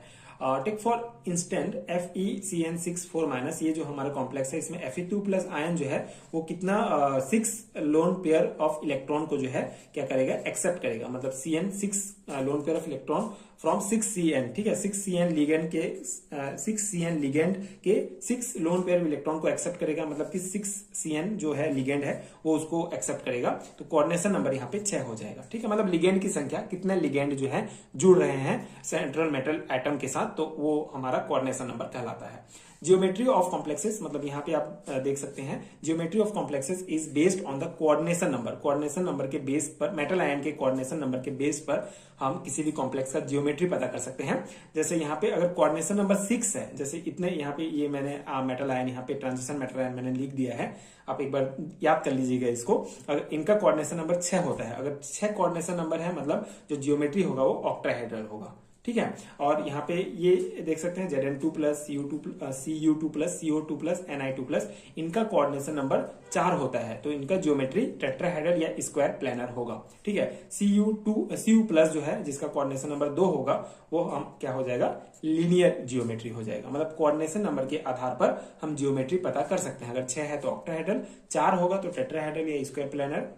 मतलब कोऑर्डिनेशन नंबर कैसे पता करेंगे कि कितने लिगेंड उस मेटल के साथ जुड़े हुए हैं, और फिर आपको कोऑर्डिनेशन नंबर पता चल गया तो आप जियोमेट्री पता कर सकते हैं। ये आप याद रख लीजिएगा, मतलब इतना ही आपका एग्जाम में कवर हो जाएगा, ये आप इतना जियोमेट्री याद रख लेंगे तो ये हो जाता है हमारा पूरा कवर, पूरा कॉन्सेप्ट जो हमारा कॉम्प्लेक्स फॉर्मेशन टेंडेंसी वाले टॉपिक कवर हो जाता है, आपके सिलेबस में दिया गया है। एंड अगर आपके सिलेबस में ये टॉपिक है तो आपके लिए बहुत हेल्पफुल है। बाकी ये मैं specific syllabus BSc 3rd semester के लिए करा रहा हूँ, नेशनल एजुकेशन पॉलिसी के अकॉर्डिंग जो सिलेबस दिया गया है उसके अकॉर्डिंग। बाकी अगर आपके सिलेबस, आप अपना सिलेबस मैच कर लीजिए, अगर आपके सिलेबस में ये है तो आपके लिए बहुत हेल्पफुल होगा। आप ये नोट्स को एज इट इज अपने एग्जाम में लिख सकते हैं, डेफिनेटली आपको अच्छा मार्क्स मिलेगा। एंड आई होप कि आपको एक पूरा कॉन्सेप्ट समझ में आ गया होगा। कैटालिटिक एक्टिविटी के बारे में डिटेल में डिस्कस करेंगे, जो एक बहुत ही इंपॉर्टेंट कैरेक्टरिस्टिक प्रॉपर्टी है फर्स्ट ट्रांजिशन सीरीज के एलिमेंट का। इसके अलावा जो दूसरे कैरेक्टरिस्टिक प्रॉपर्टीज आपके सिलेबस में दिया गया है उन सभी का वीडियो मैंने अपलोड कर दिया है, आप चैनल के प्लेलिस्ट में जाकर चेक कर सकते हैं। इसके अलावा इसी वीडियो के नीचे डिस्क्रिप्शन बॉक्स में भी आपको प्लेलिस्ट का लिंक मिल जाएगा, उससे आप ये इन सभी टॉपिक्स का बेसिक कॉन्सेप्ट डिटेल में समझ सकते हैं। आज हम इस पर्टिकुलर वीडियो में कैटालिटिक एक्टिविटी, कैटालिटिक प्रॉपर्टीज के बारे में समझेंगे कि फर्स्ट ट्रांजिशन सीरीज के एलिमेंट किस प्रकार से कैटलिस्ट की तरह काम करते हैं। सो स्टार्ट करते हैं हमारा टॉपिक। इसका बेसिक कॉन्सेप्ट हम समझेंगे एंड ये प्रॉपर नोट्स आपको प्रोवाइड करूंगा जो आपके एग्जाम प्रिपरेशन के लिए बहुत हेल्पफुल होगा। सो कैटालिटिक प्रॉपर्टीज क्या होता है? Many transition metals and their compounds act as good catalyst for various reactions. Of this the use of iron, cobalt, nickel, vanadium, chromium, manganese etcetera is well known. ठीक है। सो जो transition series के जो element होते हैं और उसके compounds होते हैं, बहुत सारे केमिकल रिएक्शन में कैटलिस्ट की तरह काम करते हैं। अब ये कैटलिस्ट क्या होता है आपको पता है? कैटलिस्ट वो सब्सटेंस होता है जो रिएक्शन को फास्ट करता है लेकिन खुद कंज्यूम नहीं होता है। ठीक है। किसी भी केमिकल रिएक्शन में कैटलिस्ट एक ऐसा सब्सटेंस होता है जो किसी भी रिएक्शन को बहुत फास्ट कर देता है लेकिन खुद जो है कंज्यूम नहीं होता है। सो जो बहुत सारे ट्रांजिशन मेटल्स हैं और उसके जो कंपाउंड्स होते हैं वो अच्छे गुड कैटलिस्ट की तरह काम करते हैं बहुत सारे रिएक्शंस में। इसके लिए हम mainly iron, cobalt, nickel, vanadium, chromium, manganese ये सभी जो है वेल नोन है जो एज ए कैटलिस्ट की तरह यूज किए जाते हैं। जैसे एग्जांपल्स के लिए हम यहाँ पे कुछ देखते हैं। पहला है iron molybdenum is used as a catalyst in the synthesis of ammonia by Haber process. ठीक है। तो हेबर साइकिल आपको पता है, हेबर प्रोसेस के द्वारा हम अमोनिया बनाते हैं और इस प्रोसेस में आयरन मोल्बिडेनम जो होता है एज अ कैटलिस्ट की तरह काम करता है। तो ये पहला एग्जांपल है जहां पे हमारा आयरन मोल्बिडेनम मतलब ट्रांजिशन मेटल्स के कंपाउंड जो है एज अ कैटलिस्ट यूज हो रहे हैं। दूसरा है nickel is used in hydrogenation reactions of organic chemistry. ठीक है। तो ऑर्गेनिक केमिस्ट्री के जो हाइड्रोजनेशन रिएक्शंस होते हैं उसमें निकिल जो है एज अ कैटलिस्ट यूज होता है। थर्ड एग्जांपल है हमारा V2O5 vanadium pentoxide is used for the oxidation of SO2 to SO3। ठीक है। तो इन द कॉन्टैक्ट प्रोसेस। ठीक है। तो कॉन्टैक्ट प्रोसेस में जहां पे हम SO2 से SO3 बनाते हैं उसमें हमारा vanadium pentoxide as a catalyst की तरह काम करता है and for preparing H2SO4 and converting naphthalene to phthalic acid. ठीक है। H2SO4 के प्रिपरेशन में भी हम V2O5 as a catalyst use करते हैं, साथ ही साथ नेप्थलीन से थैलिक एसिड बनाने के लिए, कन्वर्ट करने के लिए भी यूज होता है। तो ये इंपॉर्टेंट एग्जांपल है। फोर्थ पॉइंट है हमारा MnO2 manganese dioxide is used for catalysing the decomposition of H2O2 solution. ठीक है। अब ये हमारा जो हाइड्रोजन पेरोक्साइड होता है इसके डिकम्पोजिशन में मतलब इसको तोड़ने के लिए MnO2 ठीक है manganese dioxide as a catalyst use होता है। फिफ्थ पॉइंट है हमारा cobalt salt catalyst the decomposition of bleaching powder. ठीक है। तो ब्लीचिंग पाउडर के डिकम्पोजिशन में उसको तोड़ने के लिए कोबाल्ट सॉल्ट जो है एज अ कैटलिस्ट यूज होता है। तो ये कुछ एग्जांपल आप दे सकते हैं कि हमारा जो ट्रांजिशन मेटल्स है और उनके कंपाउंड हैं इन रिएक्शंस में एज अ कैटलिस्ट यूज होते हैं। ठीक है। तो ये हो गया बेसिक हमारा। अब कैटलिस्ट की तरह किस प्रकार जो कैटलिस्ट होता है वो किस प्रकार काम करता है उसको एग्जाम्पल से समझते हैं। उसके बाद ट्रांजिशन सीरीज कैटलिस्ट की तरह क्यों काम करता है उसको देखेंगे। ठीक है। तो कैटलिस्ट कैसे काम करता है? Catalyst speed up chemical reaction by lowering the activation energy. ठीक है। तो सिंपल सा कॉन्सेप्ट है इसका। जो कैटलिस्ट होता है वो ऐसा सब्सटेंस है जो किसी केमिकल रिएक्शन को स्पीड अप उसको बढ़ा देता है एंड उसके एक्टिवेशन एनर्जी को लो कर देता है। एक्टिवेशन एनर्जी क्या होता है? बेसिकली रिएक्शन को शुरू करने के लिए जो मिनिमम एनर्जी की हमको आवश्यकता होती है उसी को एक्टिवेशन एनर्जी कहते हैं एंड ये कैटलिस्ट एक्टिवेशन एनर्जी को जो है लो कर देता है, कम कर देता है और केमिकल रिएक्शन को स्पीड कर देता है। They often change the reaction pathway to make it easier. ठीक है। एंड रिएक्शन के जो पाथवे होता है उसको भी चेंज कर सकता है ताकि रिएक्शन इजिली जो है कंप्लीट हो पाए। ठीक है। A common theory the catalyst react with one reactant to form an unstable intermediate and this unstable compound quickly break down releasing an activated reactant and the activated reactant then react with the other reactant to form the final product। ठीक है। तो ये theory point है। यहाँ पे आप इस reaction में देख सकते हैं सिंपल सा एक कॉमन थ्योरी ये है कि जो कैटलिस्ट होता है एक रिएक्टेंट के साथ काम ये जो है हमारा कैटलिस्ट है ये रिएक्टेंट है इसके साथ ये रिएक्ट करेगा और एक अनस्टेबल कंपाउंड बनाता है। ठीक है। ये रिएक्टेंट के साथ जो है रिएक्ट करके अनस्टेबल कंपाउंड बनाएगा। उसके बाद फिर ये एक एक्टिवेटेड स्टेट में आता है जिसमें हमको एक एक्टिवेटेड रिएक्टेंट प्राप्त होता है। अब ये जो एक्टिवेटेड रिएक्टेंट होता है मतलब कि ये जो अनस्टेबल कंपाउंड है हमारा ये क्या हो जाएगा? टूट जाएगा। ठीक है। ब्रेक डाउन हो जाएगा जिससे हमको एक एक्टिवेटेड रिएक्टेंट प्राप्त होता है और ये हमारा एक्टिवेटेड स्टेट होगा। तो ये जो एक्टिवेटेड रिएक्टेंट है किसी दूसरे रिएक्टेंट के साथ ठीक है फिर रिएक्ट करके एक फाइनल प्रोडक्ट देता है। तो इसी प्रकार जो है कैटलिस्ट काम करता है। ठीक है। ये सिंपल सा इसका रिएक्शन है, सिंपल सा कॉन्सेप्ट है। And the transition metals have variable oxidation state, some of their oxidation states are unstable, therefore the transition metals have the ability to form unstable intermediate compounds, hence transition metals and their compounds possesses catalytic properties. ठीक है, अब ये point हमको ये बता रहा है कि जो ट्रांजिशन मेटल्स होते हैं वो कैटलिस्ट की तरह क्यों काम करते हैं। देखिए बेसिकली जो ट्रांजिशन मेटल्स होते हैं इनके ऑक्सीडेशन स्टेट अलग अलग होते हैं। ठीक है, जैसे हमने जब ऑक्सीडेशन स्टेट वाला प्रॉपर्टी डिस्कस किया था तो उसमें हमने पढ़ा था कि जो ट्रांजिशन मेटल्स होते हैं उनके ऑक्सीडेशन स्टेट अलग अलग होते हैं। सो कुछ ऑक्सीडेशन स्टेट जो होते हैं वो अनस्टेबल होते हैं एंड जिससे ये आसानी से अनस्टेबल इंटरमीडिएट कंपाउंड बनाते हैं। ठीक है, मतलब कि हमने ये प्रोसेस जब देखा तो उसमें हमको एक अनस्टेबल कंपाउंड बन रहा है। ठीक है, तो जो ऑक्सीडेशन स्टेट होते हैं, कुछ ऑक्सीडेशन स्टेट वो अनस्टेबल होते हैं, जिससे जो ट्रांजिशन मेटल्स होते हैं वो आसानी से ये अनस्टेबल कंपाउंड, इंटरमीडिएट जो कंपाउंड बना है वो बना लेते हैं। ठीक है, इसके कारण जो कैटलिस्ट के लिए जरूरी है, अनस्टेबल कंपाउंड बनाना जरूरी है और ट्रांजिशन मेटल अनस्टेबल कंपाउंड बना सकते हैं क्योंकि उनमें अनस्टेबल ऑक्सीडेशन स्टेट होता है, इसलिए ट्रांजिशन मेटल कैटलिस्ट की तरह काम करता है। ठीक है, बहुत सिंपल सा कॉन्सेप्ट है। हम ये कॉन्सेप्ट यहाँ पे समझ गए कि हमको कैटलिस्ट जब हम यूज करते हैं तो हमारा एक अनस्टेबल कंपाउंड बनता है। अब ये अनस्टेबल कंपाउंड बनाने का जो गुण है वो ट्रांजिशन मेटल्स में पाया जाता है क्योंकि उनका ऑक्सीडेशन स्टेट बहुत अनस्टेबल होता है। ठीक है, इसीलिए ये हमारा जो ट्रांजिशन मेटल्स होते हैं वो कैटलिस्ट की तरह काम करते हैं। ठीक है, अब हम एग्जांपल देखेंगे। बेसिकली इस एग्जांपल में हम वेनेडियम पेंटॉक्साइड कैटलिस्ट की तरह किस प्रकार काम करता है उसको हम समझेंगे इस एग्जांपल में।